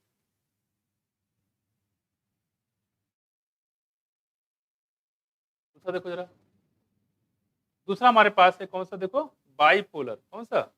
बाइपोलर। बाइपोलर में बताओ एग्जाम कितने होंगे? एक। एग्जाम सब में एक ही होगा। डेंड्राइट कितना होगा? एक। ठीक है, एग्जाम्पल बताओ। Retina, retina of eyes. अभी हम लोग इसको पढ़ेंगे भी, आइज। ठीक। तीसरा हमने क्या बताया? देखो तीसरा ये हुआ हमारा पास कौन सा? यूनिपोलर हो जाएगा, यूनिपोलर हो जाएगा। और यूनिपोलर की बात करेंगे तो एग्जाम हमेशा कितना होगा? एग्जाम देखो यहाँ पे हमेशा एक होगा, चाहे किसी भी टाइप का हो। और यहाँ पे डेंड्राइट क्या हो गया? 0। और इसमें एग्जाम्पल है देखो क्या? Embryonic stage. ये पाया जाता है एम्ब्रियोनिक स्टेज। ठीक है, ये कुछ बात है जो आपको थोड़ा सा ध्यान रखना है।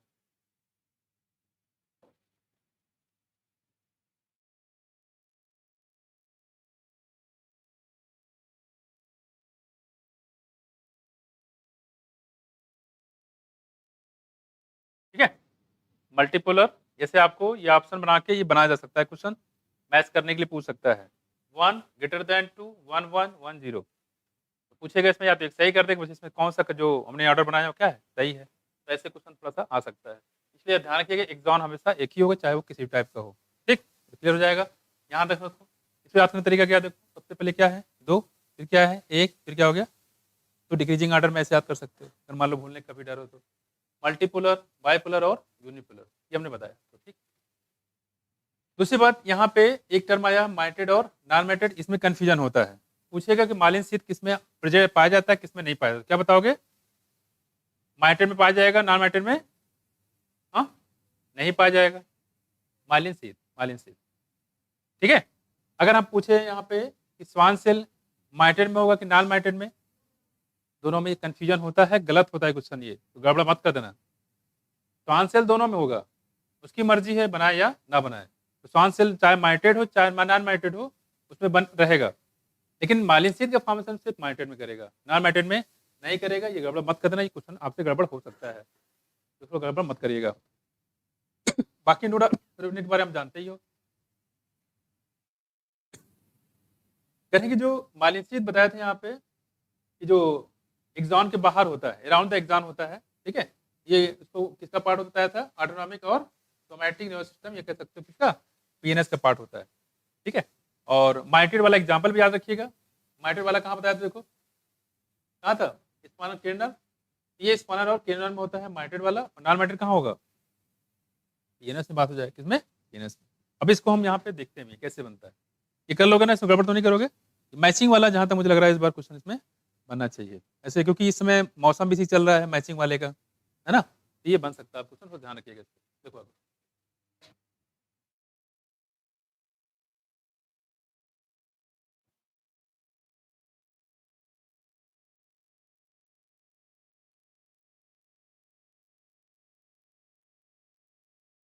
देखो अगला हमारे पास देखो क्या है? Generation of conduction of nerve impulse. इस बार जो क्वेश्चन आया था इसके जैसे दूसरा वाला टॉपिक वहां से क्वेश्चन आया था। देखो neuron are excitable cells present, पता है आपको? Neuron are excitable cell. और कौन सा मायोजेनिक बताया था हमने? एक तो आपको हार्ट का, किसका? हार्ट का बताया, किसका? हार्ट का। देखो कह रहे कि यहाँ पे because their membranes are in polarize state, इसके जो मेम्ब्रेन होते हैं तो क्या बोलते हैं? पोलराइज। अभी आपने एक्जान देखा है, और एक्जान के मेम्ब्रेन को बोलते हैं एक्सोलिमा। क्या बोलेंगे? एक्सोलिमा। ठीक है।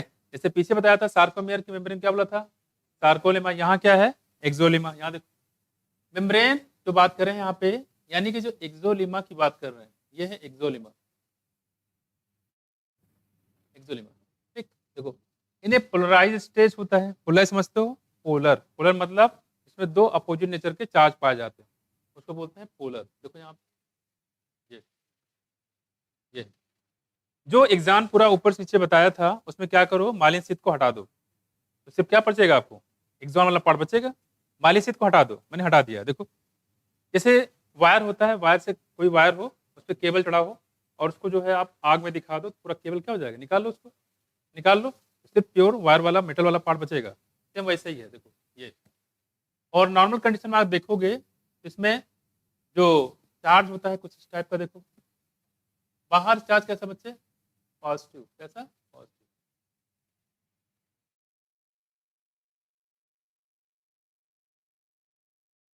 फिगर में जो बना था ये वर्टिकल बना था, हमने क्या कर दिया इसको हॉरिजॉन्टल कर दिया। ठीक, बाहर पॉजिटिव चार्ज है, और अगर अंदर देखोगे तो कैसा मिलेगा, देखो नेगेटिव। कहीं भी पॉजिटिव नेगेटिव चार्ज आता है तो वहां जनरेट हो जाता है पोटेंशियल, क्या पोटेंशियल। और उसमें करंट फ्लो हो भी सकता है और नहीं भी हो सकता है। करंट कब फ्लो होगा, जब वो सर्किट क्लोज होगा, और करंट कब फ्लो नहीं होगा, जब सर्किट ओपन होगा। लेकिन पोटेंशियल जनरेट हो सकता है, तो पोटेंशियल जनरेट हो तो करंट प्रोड्यूस हो भी सकता है और नहीं भी। मैं तो करंट का बनना नहीं बनना ये पोटेंशियल पे डिपेंड नहीं करता है, क्योंकि आप देखते हो पोटेंशियल होता है, करंट प्रोड्यूस हो भी सकता है और नहीं भी हो सकता है। ठीक, क्योंकि सर्किट भी डिपेंड करता है, सर्किट ओपन है कि क्लोज है। पोटेंशियल की बात करें दोनों केस में पोटेंशियल जनरेट होगा, लेकिन करंट केस जो होता है सिर्फ क्लोज सर्किट होगा तभी करंट प्रोड्यूस होता है। उसी बात करें यहाँ देखो, तो यहाँ पे अगर पॉजिटिव नेगेटिव लगातार बन गया है तो क्या जनरेट करेगा, पोटेंशियल। और पोटेंशियल जनरेट का मतलब यहाँ पे इलेक्ट्रिक फील्ड आ जाएगा, क्या जाएगा, इलेक्ट्रिक फील्ड। और इलेक्ट्रिक फील्ड की वजह से इसमें करंट का ट्रांसफर भी हो सकता है। यहाँ चार्ज तो है ही है, चार्ज तो हमारी बॉडी में सोडियम पोटेशियम तो भरा हुआ है कि नहीं। और होता भी यहाँ पे देखो, यहाँ पे जो बाहर होता है सोडियम कंसंट्रेशन काफी ज्यादा होता है, ये सोडियम आयन। और अंदर जो होता है वो पोटेशियम होते हैं लेकिन कम होते हैं। और साथ में प्रोटीन होता है, प्रोटीन कौन सा, हिस्टोन प्रोटीन जैसे हो गए। और प्रोटीन में चार्ज कैसा होता है, निगेटिव। कैसा चार्ज होता है, निगेटिव। तो अंदर चार्ज बेसिकली देखा जाए तो प्रोटीन की वजह से है। ठीक, और बाहर जो चार्ज होता है किसकी वजह से होता है, सोडियम की वजह से। सोडियम किससे चार्ज होता है, पॉजिटिव। तो यहाँ पे आपका हो गया सोडियम। तो ये कह रहे हैं ऐसे मेम्ब्रेन होती है, कह रहे हैं कि पॉजिटिव नेगेटिव ऐसे बन जाए तो इसको हम लोग बोलते हैं पोलराइज स्टेट। क्या बोलेंगे, पोलराइज स्टेट। और ऐसा स्टेट जब बना रहेगा तो ये जरूरी किसके लिए है, रेस्टिंग कंडीशन करने की। किसके लिए ये रेस्टिंग कंडीशन है, रेस्टिंग कंडीशन को ही बोलते हैं पोलराइज्ड। ये देखो रेस्टिंग, जैसे आप आसान सुकून से आप सो जाते हैं, ठीक है, तो सो कैसे जाते हैं, क्योंकि ये पोलराइज कंडीशन में बना रहता है। और इसको बनाए रखने के लिए इतना आसान नहीं होता है, इतना आसान नहीं होता कोई आपके सर पे जाके ढोल बजाना शुरू कर दे, सो पाओगे, नहीं सो पाओगे, क्योंकि वो पोलराइज कंडीशन बदल जाती है, अनपोलराइज हो जाता है कंडीशन। मैं तो वो कर रहे हैं यहाँ पे, ये पोलराइज यानी कि रेस्टिंग कंडीशन है। और इस कंडीशन जब रहेगा तभी आदमी सुकून से सो पाएगा। इसमें थोड़ा भी चेंज हुआ, अगर अंदर मान लो पॉजिटिव होगा बाहर निगेटिव होगा, तो सो हो नहीं पाता है। पागल आदमी होते देखते हैं आप, बहुत सारे बहुत सारे केस होते हैं, कहाँ सो पाते हैं, रात भर चिल्लाते रहते हैं। तो उनमें यही दिक्कत हो जाती है यहाँ पे कि वो पोलराइज कंडीशन में कभी रह ही नहीं पाता। और पोलराइज कंडीशन में करना, ये जो बता रहे हैं, इसके लिए चाहिए होता है हमें क्या, एनर्जी। किस फॉर्म में, एटीपी फॉर्म में। और वो भी कैसा होता है बच्चे, एनर्जी लगी तो कैसा हो जाएगा, एक्टिव। एक्टिव मतलब कौन सा एग्जाम्पल बताया था आपको, सोडियम पोटेशियम क्या पंप, सोडियम पोटेशियम पंप, याद है, सोडियम पोटेशियम पंप। इसमें होता है क्या, देखो यहाँ पे जैसे आप दिख रहा है, अगर इसकी हम बात करें तो ये कुछ इस टाइप का होता है सोडियम पोटेशियम पंप। ठीक, ध्यान दीजिएगा, यहाँ पे आपको दिख रहा होगा सोडियम, आपको दिख रहा होगा 3, देखो दिख रहा है, यहाँ कितना पोटेशियम, सिर्फ एक, एक नहीं दो, कितने, दो। इसी मेम्ब्रेन पे ये सोडियम पोटेशियम पंप काम, मैंने बताया ना ये क्या है, सोडियम पोटेशियम पंप है, ये काम करता है। और यहाँ पे काफी ज्यादा एनर्जी लगती है, किस फॉर्म में, एटीपी फॉर्म में। रेस्टिंग कंडीशन बनाने के लिए, लोगों को चलने के लिए एनर्जी लगती है, यहाँ पे रेस्ट कंडीशन बनाने के लिए लगता है। तो रेस्टिंग कंडीशन बनाने के लिए एटीपी लगता है, इसलिए एक्टिव प्रोसेस होता है, इसलिए यहाँ यूज करते हैं सोडियम पोटेशियम पंप। देखो देखो, नॉर्मल केस में अगर हम बात करें तो यहाँ पे, इसे मेम्ब्रेन बताया हमने, ठीक है, ये ऐसे लगा रहता है, ऐसे ये देखो इधर घूमेगा और ये इधर घूमता है, ऐसे घूमता रहता है ऐसे, मसला कुछ। और जब घूमेगा तो ये होता है कि 3 सोडियम बाहर जाता है और 2 पोटेशियम अंदर आता है। 3 सोडियम बाहर गए और 2 पोटेशियम अंदर गए। अगर ये प्रोसेस हुआ 30 बार तो कितने सोडियम बाहर गए, 30। कितने पोटेशियम अंदर आए, हाँ, अरे क्या कर रहे हो, 30 सोडियम बाहर गए और 20 पोटेशियम अंदर आए, ये तो हुआ। हम 10 बार में पूछ रहे हैं, पूरा नहीं पूछ रहे हैं, सिर्फ हम ये पूछ रहे हैं, अलग अलग बता रहे हैं।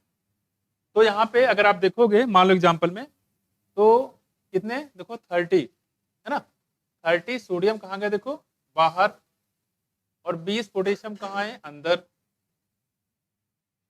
उसमें बताओ ग्रेडियंट हुआ कि नहीं हुआ, अंतर हुआ कितने का, 10 का हुआ। तो बाहर 10 पॉजिटिव चार्ज ज्यादा आ जाएंगे, ये तो मैंने बताया 10 बार में। ऐसे आप काउंट करते जाओ तो हर बार में पोटेंशियल बाहर बढ़ता जाता है, यहाँ ग्रेडियंट बनता है। ये नहीं कहेंगे ये चीज कम है ये चीज ज्यादा है, सॉरी ये चीज एब्सेंट है, एब्सेंट नहीं, यहाँ पे होते हैं दोनों है, लेकिन इसमें ग्रेडियंट होता है, अंतर होता है। तो 3 सोडियम बाहर और 20 मान लो यहाँ पे हो गए, तो 3 ये तो पूछा जाता है रेस्टिंग कंडीशन में जो हमारा सोडियम पोटेशियम पंप है कितने सोडियम को बाहर करता है, कितने पोटेशियम को अंदर करता है। या ऑप्शन बना के आपसे पूछेंगे 3 पोटेशियम अंदर आते हैं और 2 क्या नाम है सोडियम बाहर जाते हैं, या 3 सोडियम बाहर जाते हैं और 2 पोटेशियम अंदर आते हैं, 3 सोडियम बाहर जाते हैं 3 पोटेशियम अंदर आते हैं, 2 सोडियम बाहर जाते हैं 2 पोटेशियम अंदर आते हैं। दिमाग का फलूदा निकल जाएगा 2-3 के चक्कर में, आया। देखो ध्यान रखिए, क्या बताओगे आप, देखो कितने सोडियम बाहर जाएंगे बच्चे, देखो 3 ये कहाँ जाएंगे बाहर, और 2 पोटेशियम कहाँ अंदर, ध्यान रखिएगा, बस याद रहेगा। ये कब हो रहा है, रेस्टिंग कंडीशन में जब हम लोग सो रहे हैं सुकून से, उस केस में ये प्रोसेस चल रहा होता है। और इस चलने के लिए सोडियम पोटेशियम पंप, जहां पंप आएगा इसका मतलब क्या है, एक्टिव प्रोसेस जाएगा, वहां एनर्जी काफी ज्यादा खर्च होती है, किस फॉर्म में, एटीपी के फॉर्म में, पोलराइज स्टेज बनाने के लिए। समझाया, अगर ये एनर्जी ना हो तो ये पोलराइज कंडीशन बन नहीं पाएगा, आदमी कभी सुकून से सो ही नहीं पाएगा, इसलिए उसको दवा लेनी पड़ती है। वो दवा जो है ये सोडियम पोटेशियम पंप का ही काम करता है, अलग से कुछ नया नहीं करता है। लोग दवा खाते हैं, कहते हैं नींद लाने की दवा दे दो हमें, ठीक, लेकिन अगर मान लो नींद लाने की दवा बहुत ज्यादा खा लो, ओवरडोज, ये बिल्कुल स्टॉप हो जाएगा, ये बिल्कुल स्टॉप हो जाएगा। और बिल्कुल स्टॉप मतलब आदमी जो कोमा में चला जाएगा, कोमा से फिर निपट जाएगा, नहीं। तो इसलिए बिना डॉक्टर के एडवाइस के नींद वाली जो स्लीपिंग पिल्स होती है, जैसे कि पैराल्डिहाइड होता है, क्लोरिटोन, ये सब क्या होते हैं, सब मेडिसिन होते हैं जो नींद लाने के लिए यूज करते हैं। कोई लिख मत लेना, ठीक है, सर ने तो बताया था, हमने लिख लिया और खा लिए। देखो अरे क्या बताया, हाँ हाँ नींद नहीं आ रही तो दवा खा लिया, ऐसा नहीं करना। देखो यूट्यूब पड़ा है, तुम लोग मुझे फंसा दोगे। देखो देखो देख लो बच्चे, यहाँ पे समझ गया, ये देखो इधर बात नहीं करो, इधर बात नहीं, आपको पोलराइज समझ में आया, आपको रेस्टिंग नहीं देगा, रेस्टिंग नहीं देगा, आपको बोलेगा पोलराइज केस में बताइए क्या होता है। तो पोलराइज केस में क्या बताओगे बच्चे, कितने सोडियम बाहर, ठीक है। इसीलिए दूसरी बात एक चीज ध्यान पूछा जाता है कि ये जो बाहर की जो मेम्ब्रेन है इसको बोलते हैं एक्जुलिमा, रेस्टिंग कंडीशन में किसके लिए परमिबल होती है, किसके लिए इम्परमिबल होती है, बताओ। अब आप मेरी बात सुन लो, अब आप यहाँ पे ये कहोगे कि भाई सोडियम बाहर जा रहा है, सॉरी पोटेशियम बाहर जा रहा है, सोडियम अंदर जा रहा है, परमिबल तो दोनों के लिए है। आप सोचो कहीं अगर आप बाहर जाते हो, हाँ सोडियम बाहर जाता है पोटेशियम अंदर, अगर आप कहीं इंटर, जब आप मूवी मान लो देखने गए, तो टिकट की चेकिंग कब होती है, जब आप मूवी देख के बाहर आते हो, जब जाते हो मूवी देखने तब, है? जब जाते हो तब ना। कभी ऐसा हुआ हो कि आप मूवी देख के निकल रहे हो, टिकट चेक कर रहा हो, भाई साहब टिकट दो, तो क्योंकि बाहर जा रहे हो आप, कभी नहीं। मतलब क्या है, फॉर्मेलिटी की बात करते हैं हमेशा बाहर से अंदर की तरफ, ठीक है। इसका मतलब जो अच्छा बाहर से अंदर आ कौन रहा है?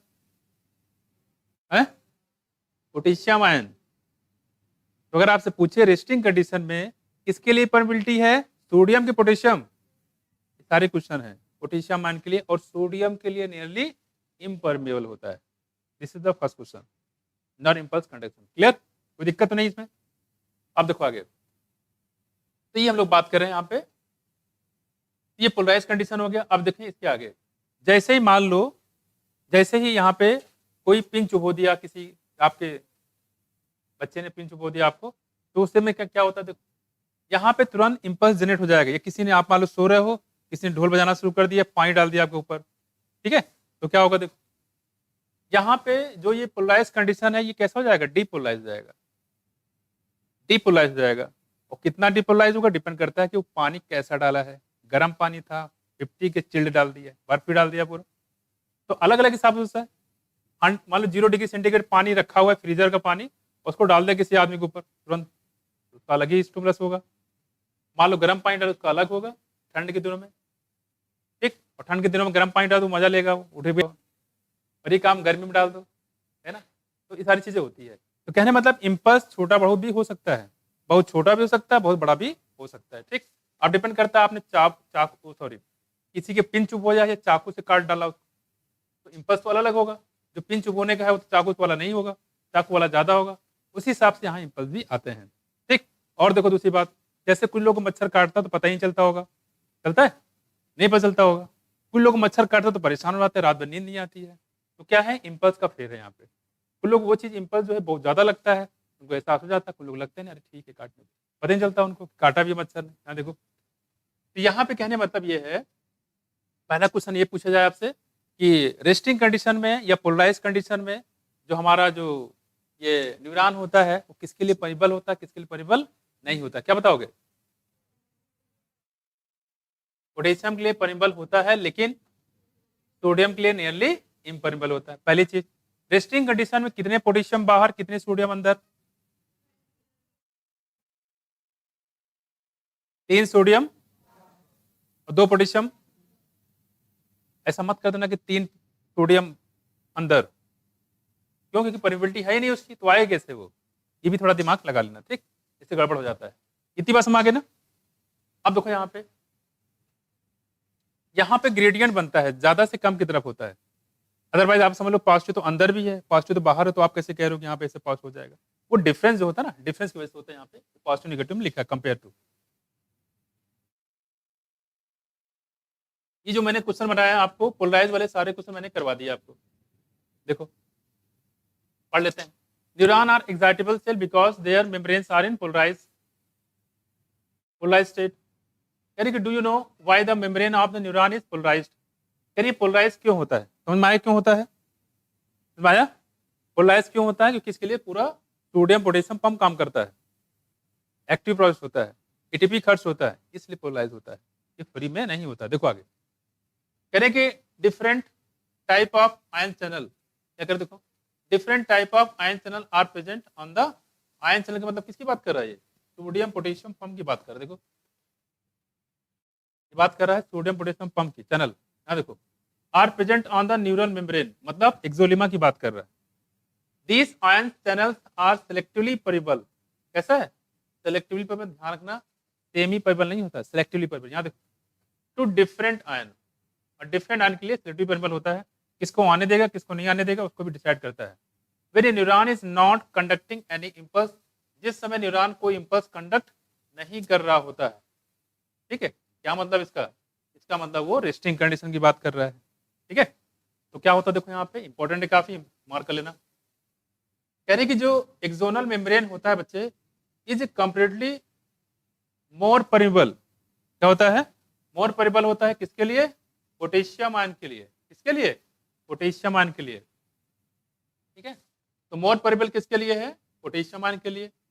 और देखो यहाँ पे नियरली इम्परिबल होता है सोडियम आयन के लिए। कई बार ये क्वेश्चन पूछा गया है, अब कंफ्यूजन तो नहीं होगा, पूरा मैंने इसलिए बता दिया। देखो सिमिलरली जो मेम्ब्रेन होता है इस इम्परिबल होता है टू नेगेटिवली चार्ज प्रोटीन। और देखो क्या कह रहे हैं, प्रेजेंट इन द एक्सोप्लाज्म।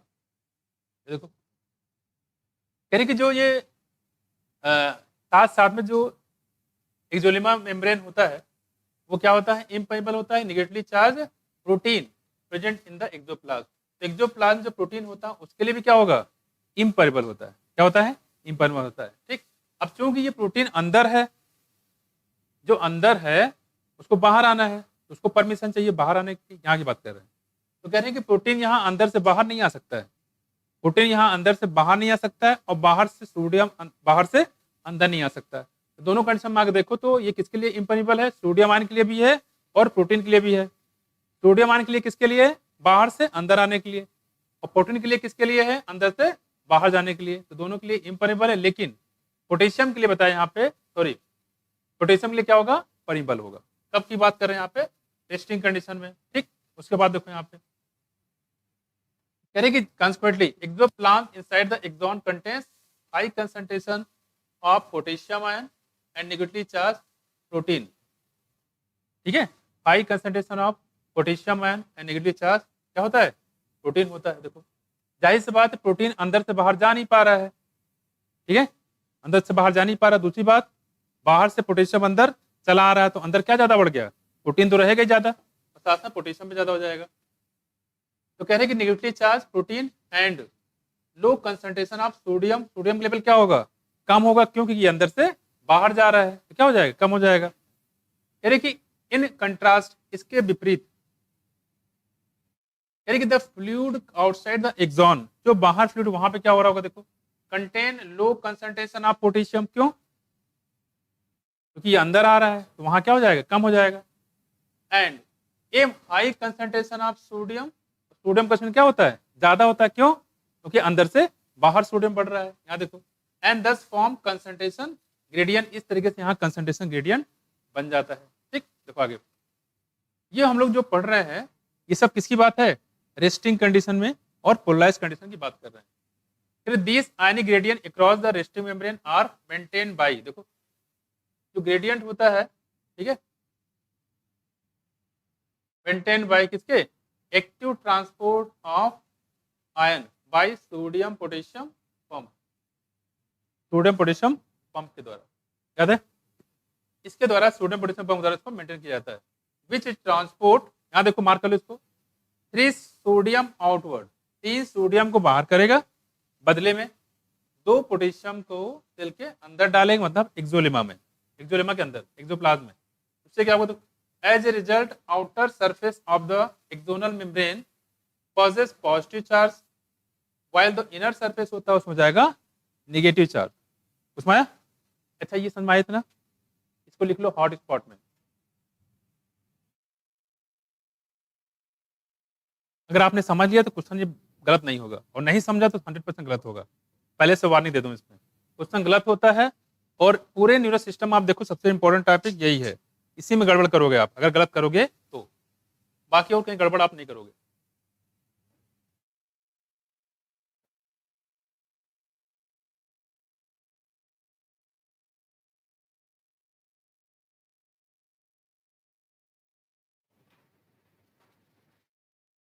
यहाँ देखो जो पहला वाला केस बताया था आपको, रेस्टिंग वाला, वो तो खत्म हो गया है ना। अब कह रहे हैं कि यहाँ पे देखो, यहाँ देखो रेस्टिंग वाला केस, डायग्राम ऑफ द क्या नाम है, impulse conduction through an axon at point A and B. यहाँ देखो, यहाँ देखो, अब आपने क्या किया, जैसे इंपल्स दोगे, आपको किसी पिन चुबो दिया, किसी ने चाकू से काट दिया, चूटी काट लिया, किसी बिच्छू ने काट लिया, तो क्या होगा, देखो ये बाहर से अंदर इंपल्स आएगा, देखो बाहर से अंदर। तो उस केस में क्या होगा कि जो एक्सोलेमा मेम्ब्रेन होगी वो सोडियम के लिए परिम्बल हो जाएगी, कहानी उल्टी हो जाएगी। अब इस सोडियम के लिए क्या हो जाएगा, परिम्बल हो जाएगा। अब सोडियम के लिए परिम्बल होगा तो एक पॉजिटिव चार्ज अंदर आएगा, कहाँ आएगा, अंदर आएगा। तो पॉजिटिव चार्ज अंदर आया तो उधर क्या हो गया, नेगेटिव। यहाँ देखो ये पॉजिटिव चार्ज अंदर आया, ठीक है, उसी की बात करें, देखो तो यहाँ पे क्या हो जाएगा, नेगेटिव, क्या हो गया, नेगेटिव, अंदर क्या हो गया, पॉजिटिव। पोलैरिटी यहाँ क्या हो गई, बदल गई, पॉजिटिव था बाहर, अंदर था नेगेटिव। लेकिन जैसे इंपल्स आएगा तो अंदर जो क्या हो जाएगा, देखो पॉजिटिव के अंदर सोडियम आयन बढ़ जाएगा, और बाहर सोडियम आयन कम होगा तो बाहर क्या हो जाएगा, नेगेटिव। तो पोलैरिटी पूरी बदल गई, देखो और चीज देखो यहाँ पे, और ये प्रोसेस जो है लगातार ये चलता रहता है। एक बात और समझ लीजिए, तो जब इम्पल्स कंडीशन होता है इसको बोलते हैं डीपोलराइज कंडीशन है। ये कौन सी है? डीपोलराइज। देखो, और इस तरीके से आप देखोगे तो ये देखो क्या हो गया? पॉजिटिव। ये क्या हो गया? पॉजिटिव। बाहर क्या देखो? नेगेटिव। ये क्या हो गया? नेगेटिव। यहाँ देखो, जो कोई भी चार्ज होता है उसका मोमेंट कैसा होता है? पॉजिटिव से नेगेटिव। कैसा होता है? पॉजिटिव से नेगेटिव तरफ होता है। देखो, तो ये पॉजिटिव से अंदर जो जा रहा है, देखो ये आपको पॉइंट दिया गया था, कहाँ गया? ये ए वाला है, तो ये वाला ये। तो अगर आप देखो अंदर, तो अंदर कैसे जा रहा होता? ए से बी की तरफ जा रहा है। कैसे जा रहा है? ए से बी की तरफ जा रहा है। बाहर कैसे आ रहा है? बी से ए की तरफ आ रहा है। ये भी आपसे पूछा जाता है कि इम्पल्स कंडीशन, जब कोई हम इम्पल्स स्टिमुलेट देते हैं तो अंदर कैसे इलेक्ट्रिक फील्ड का ट्रांसफर होता है, चार्ज का ट्रांसफर होता है? तो किधर तरफ देखो? ए से बी की तरफ। बाहर कैसे होगा? बी से ए की तरफ। कोई दिक्कत इसमें? भाई हमेशा पॉजिटिव से नेगेटिव होता है, यहाँ पॉजिटिव नेगेटिव और यहाँ भी पॉजिटिव नेगेटिव। क्लियर? तो पॉजिटिव हमेशा नेगेटिव तरफ करना है। क्लियर? अब देखो आगे, तो ये हम लोग इस तरह से करते रहेंगे। और उसके बाद क्या होगा? कुछ देर बाद वही कहानी चली जाएगी, रेस्टिंग कंडीशन में आएगा, तो अंदर जो पोटेशियम आयन क्या हो जाएगा? बाहर जाएगा। सॉरी, जो सोडियम आयन क्या हो जाएगा? बाहर जाएगा, और पोटेशियम आयन अंदर आएगा। फिर कंडीशन वही हो जाएगी शुरुआत वाली, पोलराइज वाली कंडीशन। और ये लगातार आपका चलता रहता है। स्टिमुलस इतना बड़ा होगा कि इतना बड़ा होगा, डिपेंड करता है कि आपने स्टिमुलस कैसे दिया है। तो ये बात करें यहाँ पे पॉइंट ए टू बी, ये भी पूछा गया है कि जब स्टिमुलस देते हैं तो अंदर चार्ज कैसा होता है, बाहर कैसा होता है? तो अंदर हो जाता है पॉजिटिव, नेगेटिव, नेगेटिव। अंदर नेगेटिव होगा ना, देखो, सॉरी, अंदर पॉजिटिव जाएगा, सोडियम आएगा तो पॉजिटिव चार्ज लेके आएगा, अंदर पॉजिटिव और बाहर कैसा हो जाएगा? नेगेटिव। ठीक है? और नॉर्मल कंडीशन में बाहर पॉजिटिव होता है, अंदर नेगेटिव होता है। तो ये हमने बताया आपको किसमें? डिपोलराइज कंडीशन में। अब देखो, कह रहे बिकम नेगेटिव चार्ज, साथ साथ में कह रहे हैं यहाँ पे, हाँ, and therefore is polarise condition आती है। The electrical potential difference across resting plasma membrane. Resting plasma membrane, इसे क्या बोलते हैं? इसी को बोलते हैं रेस्टिंग पोटेंशियल। रेस्टिंग कंडीशन में जो भी पोटेंशियल जनरेट होता है, ठीक, उसको बोलेंगे हम लोग रेस्टिंग पोटेंशियल। ठीक, अब देखो क्या कह रहे हैं, you might be curious to know about the mechanism of generation of nerve impulse. ये जो नर इम्पल्स कैसे जनरेट होता है उसके बारे में करें, आपको पता होगा, यानी कि ऐसा क्यों कर रहे हैं, and it's conduction along the axon, और इसका जो कंडक्शन एक्सॉन के अलोंग कैसे होता है। When stimulus is applied eight the site, applied at A site, ठीक, दिया गया है कहाँ पे? पॉइंट ए पे। कि जब पॉइंट ए पे स्टिमुलस दिया जाता है तो देखो, the polarise membrane, polarise membrane क्या होता है? देखो, the membrane at the site A become कैसा होता है?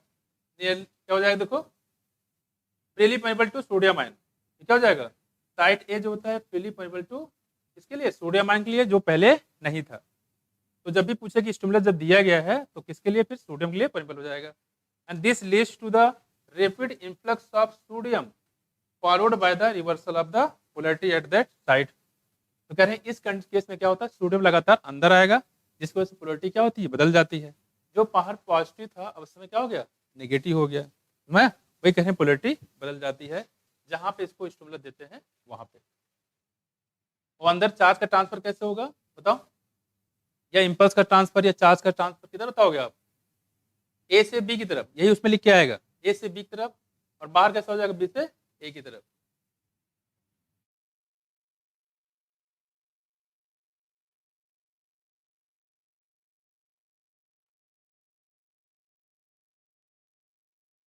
देखो, तो यहाँ पे आपने देख लिया इम्पल्स कंडीशन, ये आपने समझ लिया, तो इसमें कुछ है बच्चे के नहीं, फिर आगे देखो, on the polarized membrane when stimulus is applied at site point A पे on the polarized membrane, membrane is the site A become freely permeable to, किसके लिए? सोडियम आयन के लिए। And this to rapid influx of, influx मतलब आना, sodium जो है क्या है? इन्फ्लक्स है, यानी कि उसके अंदर जाएगा, एक्सोलेमा के अंदर, एक्सोप्लाज्म में, bye the reversal of polarity at that side, polarity अंदर हो जाएगी। दैट इज आउटर सरफेस कैसा हो जाएगा बच्चे? नेगेटिवली चार्ज, और अंदर कैसा हो जाएगा बच्चे? Positive charge. ठीक, समझ गए होंगे। The polarity of the membrane at site A is thus reverse, उल्टा हो जाता है। कैसा जाएगा? उल्टा हो जाता है, एंड हेंस डिपोलराइज, उसी को हम लोग क्या बोलते हैं, depolarise condition. The electrical potential difference across the plasma membrane at the site A is called the action potential. अब जो आपने स्टिमुलस दिया है, उस स्टिमुलस देने के बाद जो पोटेंशियल जनरेट होगा उसको क्या बोलेंगे, action potential. Electrical potential difference across plasma membrane at the site A is called क्या, एक्शन पोटेंशियल। क्या बोलेंगे इसको, एक्शन पोटेंशियल, क्योंकि यहाँ पे स्टिमुलस देने की वजह से पूरी पोलैरिटी बदल गई है, ठीक है, इसलिए बोला इसको action potential, which is in fact term as nerve impulse. इसी को हम लोग नॉर इम्पल्स भी बोला जाता है, ठीक है, क्या बोलेंगे, nerve impulse. At site A immediately ahead the axon, site कौन सा, B, membrane has a positive charge, वहां पे क्या हो जाए, देखो पॉजिटिव चार्ज आएगा, पीछे आपने दिया गया था, ए इधर था, बी इधर था, पॉजिटिव चार्ज आएगा on the outer surface and negative charge on the inner surface. ये कर लोगे, कोई दिक्कत नहीं इसमें, ठीक है। As a result current flow, अब जो करंट होगा या इंपल्स होगा कैसे होगा, देखो डायरेक्शन देखो, current flow on the inner surface, अंदर तरफ कैसे होगा, ए से बी की तरफ, देखो A to B. On the outer surface बात करें, करंट फ्लो होता है बच्चे कहाँ से, साइड बी से साइड ए की तरफ, टू कंप्लीट क्या, circuit of current flow, circuit जो है उसको पूरा करने के लिए। Hence the polarity at the side A is reverse, और ये पूरी पोलैरिटी रिवर्स हो जाती है, and an action potential is generated, और यहाँ पे एक्शन पोटेंशियल जनरेट हो जाता है किस पे, साइड बी पे, देखो। दस द इम्पल्स जो होता है उसको बोलते हैं action potential, generated at site A पे जनरेट होगा और धीरे धीरे कहाँ पे आ जाएगा, ये बी। ए और बी के बीच में कितना डिस्टेंस होगा, कितनी दूर इंपल्स जाएगा, डिपेंड करता है कि स्टिमुलस कैसा है।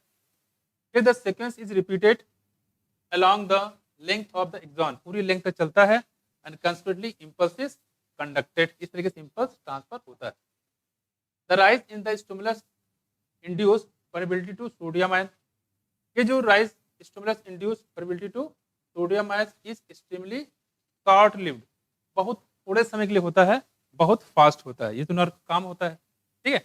वही कह रहे हैं यहाँ पे कि जो the rise in the stimulus induced permeability, तो स्टिमुलस इंड्यूस जो परमेबिलिटी होती है सोडियम आयन के लिए, एक्सट्रीमली शार्प लीड होती है, बहुत थोड़े समय के लिए होता है, बहुत फास्ट होता है, देखो।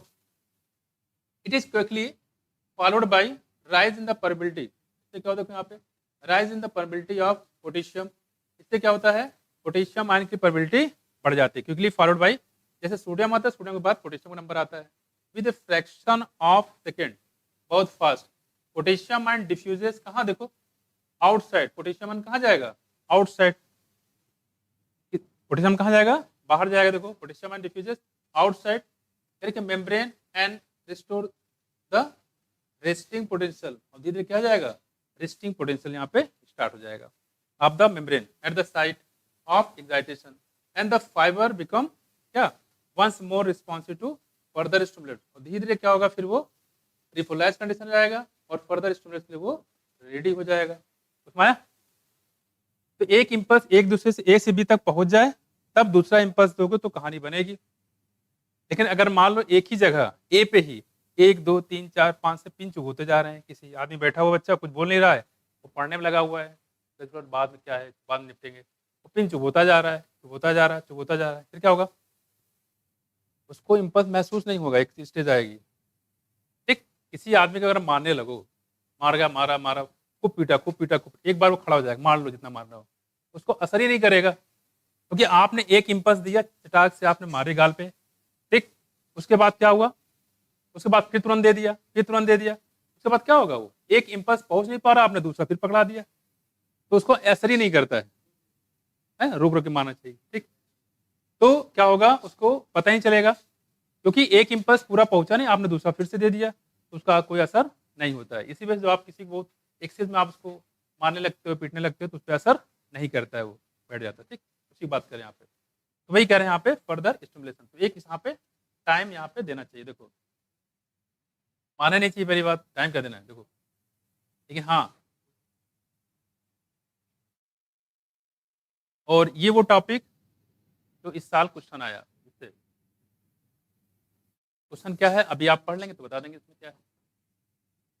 देखो यहाँ देखो, कि ट्रांसमिशन ऑफ इंपल्स की बात करें, यहाँ देखो क्या है, inner impulse is transmitted from one neuron to another neuron, through junction called the synapse. तो क्या बोलते थे हम लोग, साइनप्स, इसकी बात हम लोग कर चुके हैं। साइनप्स इज फॉर्म बाई, साइनप्स बनता है बच्चे, कैसे बनता है देखो, membrane of A pray synaptic neuron, इसके प्रे साइनेप्टिक न्यूरॉन और पोस्ट साइनेप्टिक न्यूरॉन के बीच में, पोस्ट साइनेप्टिक न्यूरॉन के बीच में, विच में और may not be separated by a gap called synaptic cleft. यहाँ देखो कह रहे हैं इसके बीच में गैप हो भी सकता है और नहीं भी हो सकता है, दो न्यूरॉन के बीच में। जैसे यहाँ मैंने बताया आपको, देखो ये एक न्यूरॉन ये हो गया, एक न्यूरॉन ये हो गया, इसका डेंड्राइट है और इसका साइनेप्टिक नोब है? तो आपको दिख रहा है गैप है इसमें, है बिल्कुल है। ये देखो गैप है, नहीं है। अगर ये गैप होगा इसको बोलेंगे केमिकल साइनेप्स। क्या बोलेंगे? Chemical synapse. और जो इंपल्स होगा वो किससे होंगे, इनका ट्रांसफर होगा, बीच में गैप से होके जाएगा, ठीक है।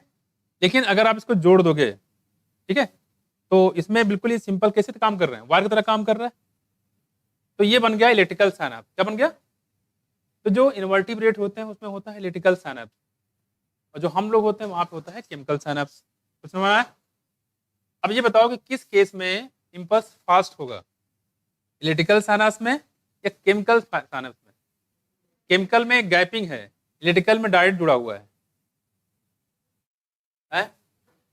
इलेक्ट्रिकल में फास्ट होगा, सिंगल वायर की तरह काम करेगा, जबकि केमिकल में थोड़ा स्लो हो जाएगा क्योंकि बीच में गैपिंग आ गया है। कुछ माया? And this is the question of NEET 2022। माया यही क्वेश्चन थे। उसने पूछा गया तो which are the following sentences incorrect, पूछा गया इसमें कौन सा इनकरेक्ट है, उसने उल्टा दे दिया था कि जो केमिकल साइनेप्स, केमिकल जो इंपल्स होता है वो फास्ट होता है, जो इलेक्ट्रिकल होता है वो स्लो होता है। ये सेंटेंस में गलत था। देखो विच में और may not be separated by a gap, वो कह रहे गैप हो भी सकता है और नहीं भी हो सकता है, इसको बोलते हैं क्या, देखो साइनेप्टिक क्लेफ्ट। क्या बोलते हैं यहाँ पे? Synaptic cleft. यहाँ देखो यहाँ पे गैप है कि नहीं है? तो कैसा होगा यहाँ पे? केमिकल। कैसा होगा? केमिकल, ठीक है। और अगर ये पूरा जोड़ दें तो कैसा हो जाएगा? इलेक्ट्रिकल। देखो ये जो होता है इसे बोलते हैं साइनेप्टिक क्लेफ्ट। तो देखो जो जगह बीच में दिख रहा है ये, और यहाँ पे पाए जाते हैं रिसेप्टर इस तरीके से। ध्यान रखिएगा कि रिसेप्टर हमेशा, इसको बोलते हैं प्रे साइनेप्टिक नोब, इसको बोलते हैं पोस्ट, क्या बोलेंगे? Post synaptic knob. क्लियर हुआ? तो रिसेप्टर कहाँ पाए जाते हैं हमेशा? प्रे पे कि पोस्ट पे? पोस्ट पे। प्रे पे कोई भी रिसेप्टर नहीं पाया जाता। कुछ माया ये भी क्वेश्चन आ चुका है 2021 में, यही क्वेश्चन आया कि जो रिसेप्टर कहाँ पाए जाते हैं, प्रे पे कि पोस्ट पे? क्या बताओगे? पोस्ट साइनेप्टिक नोब पे, यहाँ रिसेप्टर पाए जाते हैं। प्रे साइनेप्टिक नोब पे कोई भी रिसेप्टर नहीं पाए जाते हैं। खासकर बताया कि इसमें बीच बीच में क्या होता है, ऐसे यहाँ पे विसाइकिल होती, इसी विसाइकिल में जमा होता है न्यूरो ट्रांसमीटर। क्या? Neuro transmitter. ठीक, देखो ये जैसे स्टाइल कॉलोन है, गाबा है, बहुत सारे होते हैं, देखो जो ट्रांसमीटर होता है। ठीक, अब देखो यहाँ पे क्या होता है, there are two type of synapse, दो टाइप के साइनेप्स होते हैं। देखो यहाँ पे पहला क्या बताया, देखो बात नहीं करो बच्चे, पहला बताया हमने इलेक्ट्रिकल साइनेप्स। कौन सा? इलेक्ट्रिकल साइनेप्स, अभी बता दिया यहाँ पे। देखो कह रहे कि जो और केमिकल साइनेप्स, इलेक्ट्रिकल है और कौन सा है? केमिकल है। दो टाइप के साइनेप्स यहाँ पे पाए जाते हैं।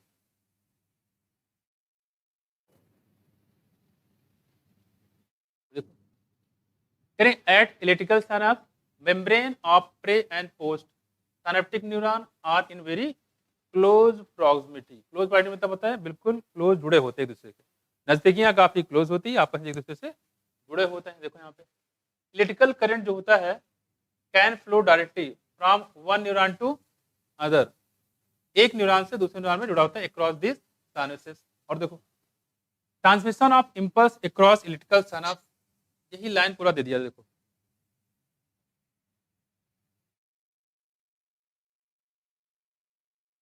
देखो transmission of impulse across electrical synapse is very similar to impulse conduction along the single axon। देखो कह रहे कि transmission, impulse transmission across electrical synapse is always faster। ये था, ये नहीं था, ये वाला देखो इंपल्स ट्रांसमिशन जो होता है across electrical synapse is always faster than across a chemical synapse। यही लाइन को बना दिया था इन्होंने क्वेश्चन।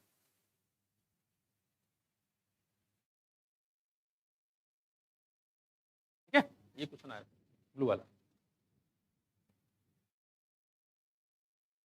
रीजन क्या है आपको बता दिया इसमें। इम्पल्स ट्रांसमिशन जो होता है इलेक्ट्रिकल सिनेप्स जो होता है हमेशा क्या होता है फास्टर, तो आप जानते हैं इतना नजदीक रहेगा तो बीच में गैपिंग नहीं है तो ज्यादा तेजी से होगा, ठीक है, ज्यादा होता है। देखो आगे दूसरी बात करें, यहाँ देखो कह रही है केमिकल सिनेप्स की बात करें, देखो chemical synapse the membrane of the pre and post synaptic neuron are separated by fluid fill space होता है, इसको बोलते हैं सिनेप्टिक क्लेफ्ट। पीछे देखा था हमने, पीछे हम लोग देखा था क्या होता है इसमें फ्लूइड फिल्ड यहाँ पे क्लेफ्ट होता है, ठीक है। Do you know how the prey synaptic neuron transmit. अब करेंगे यहाँ पे कह रहे हैं कि जो प्रे सिनेप्टिक न्यूरॉन होता है, ठीक है, ट्रांसमिट एन इम्पल्स, और इम्पल्स को यानी कि एक्शन पोटेंशियल को अक्रॉस द सिनेप्टिक क्लेफ्ट। यहाँ देखो यहाँ से कहाँ लाएगा, यहाँ से लाएगा यहाँ पे, देखो ये, ठीक है, यहाँ से इसको यहाँ लाता है, देखो तो प्रे से कहाँ लाएगा पोस्ट पे, प्रे से कहाँ लाएगा पोस्ट पे। यहाँ देखो द पोस्ट सिनेप्टिक न्यूरॉन कैसे लाते देखो, फिर केमिकल कॉल द न्यूरोट्रांसमीटर, तो क्या बोलते हैं neurotransmitter are involve in the transmission of impulse at this synapse. यहाँ जो न्यूरोट्रांसमीटर होता है वो इम्पल्स लेके आता है, जैसे इसको मैसेज मिलेगा तुरंत ये जो यहाँ चलना शुरू कर देंगे, चलने के बाद यहाँ पे जाके ये ऐसे इस तरीके से होता है और यहाँ पे फट जाएंगे, फटने के बाद सारा केमिकल कहाँ डाल देंगे, यहाँ डाल देंगे, कहाँ पे सिनेप्टिक क्लेफ्ट में, कहाँ पे सिनेप्टिक क्लेफ्ट में, ठीक है। वही कह रहे हैं यहाँ पे are involve in the impulse at this synapse the axon terminal contain vesicle, इसमें क्या होता है वेसाइकिल होता है फिल विद दिस न्यूरोट्रांसमीटर, और इसी वेसाइकिल में जो बताया था यही भरे होते हैं न्यूरोट्रांसमीटर, इसी वेसाइकिल भरे होते हैं। देखो when an impulse action potential arrive at the axon terminal, कहाँ आते हैं एक्सॉन टर्मिनल पे आता है, फिर क्या होता है देखो it stimulate the movement of the synaptic vesicle, और सिनेप्टिक जैसे इसमें इम्पल्स आता है तो सिनेप्टिक वेसाइकिल जो इससे मूवमेंट करना शुरू कर देता है, यहीं पे आके फट जाएंगे, और फटने के बाद सारा केमिकल कहाँ डाल देंगे सिनेप्टिक क्लेफ्ट, बीच में जगह है वहाँ पे, और यहाँ जगह आने के बाद इसके अलग अलग रिसेप्टर पाए जाते हैं, जिस चीज़ का रिसेप्टर हो, है ना, मान लो यहाँ इसका रिसेप्टर यहाँ तो यहाँ जुड़ जाएगा, यहाँ है तो यहाँ जुड़ जाएगा, जिसका जहाँ पे रिसेप्टर वहाँ पे जुड़ जाएगा जाके neurotransmitter. Axon terminal is stimulate the movement of the synaptic vesicle toward the membrane where they fuse with the plasma membrane, और प्लाज्मा मेम्ब्रेन से ये फ्यूज कर जाएगा, यहाँ देखो फ्यूज कर गया और यहीं पे ये फट जाएंगे, फटने के बाद सारा केमिकल नीचे यहाँ पे डाल देते हैं। क्लियर, इतना समझ में आया कि हम किसकी बात कर रहे हैं, केमिकल है कि इलेक्ट्रिकल है, केमिकल, और हम लोग में कौन सा होता है केमिकल ही होता है, क्या होता है केमिकल होता है। रिसेप्टर कहाँ होंगे प्रे की पोस्ट पे, पोस्ट पे ध्यान रखिएगा इसमें, ये देखो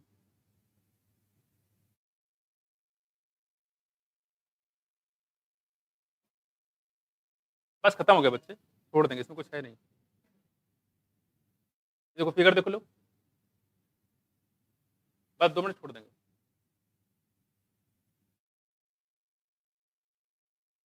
देखो एग्जाम आपको पता ही है, पहले वाला बताया था आपको, यहाँ पे एक्सॉन टर्मिनल आया लास्ट में, और यहाँ पे आ गया सिनेप्टिक वेसाइकिल, इसकी बात कर रहे थे यहाँ पे, इसमें क्या भरा हुआ देखो न्यूरोट्रांसमीटर, साथ में बताया था इसमें क्या देखो प्रे सिनेप्टिक मेम्ब्रेन है, ठीक है, और बीच में क्या देखो सिनेप्टिक क्लेफ्ट है, क्या है सिनेप्टिक क्लेफ्ट है, और यहाँ क्या देखो पोस्ट सिनेप्टिक मेम्ब्रेन है, इन सबको मिला क्या बोलते हैं बच्चे सिनेप्स।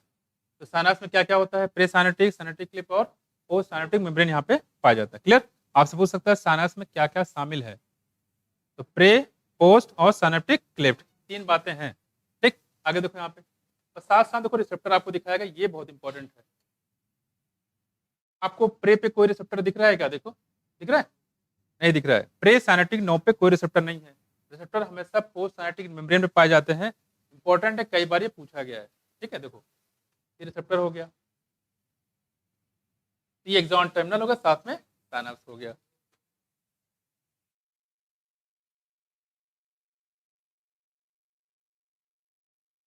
ये कौन सा था बच्चे केमिकल की इलेक्ट्रिकल, और हम लोग में कौन सा होता है काकरोच में कैसा होगा इलेक्ट्रिकल। यहाँ देखो membrane and release their neurotransmitter in the synaptic cleft, फिर the release neurotransmitter bind to the, जो रिलीज न्यूरोट्रांसमीटर होता है वो synaptic bind to the their specific receptor, specific जिसका जो होगा प्रेजेंट ऑन द कहाँ, पोस्ट साइनेप्टिक मेम्ब्रेन। ये भी पूछा गया, रिसेप्टर हमेशा पोस्ट पे पाया जाता है, प्रे पे नहीं होगा। And this binding open ion channel allowing the entry of ions which can generate a new potential in the post synaptic neuron. वहाँ पे नया पोटेंशियल जनरेट करेगा, ठीक है। और new potential develop may be आदर एग्जाइटेटरी और इनिबिटरी, एग्जाइटेटरी भी हो सकता है और इनिबिटरी हो सकता है। समझना है कुछ? ये इलेक्ट्रिकल वाला तो छूट गया है क्या? है? काट दिया गया क्या लग रहा है? इलेक्ट्रिकल वाला शायद काट दिया गया। देखो मैं बता दूं ऐसे ही, वैसे जो इलेक्ट्रिकल वाला होता है वो इन्वर्टिव रेट में होता है, पहली बात, ठीक है। और वो फास्ट होता है, पॉइंट टू पॉइंट होता है, आपस में एक दूसरे से जुड़ा होता है, ऐसे जुड़ा होता है जैसे कि सिंगल वायर हो। मैं क्लियर है? ये पहले दिया लग रहा है, इसको हटा दिया गया, ठीक है। क्लियर? बाकी करा देंगे बच्चे नेक्स्ट टाइम पे, ठीक है। Thank you.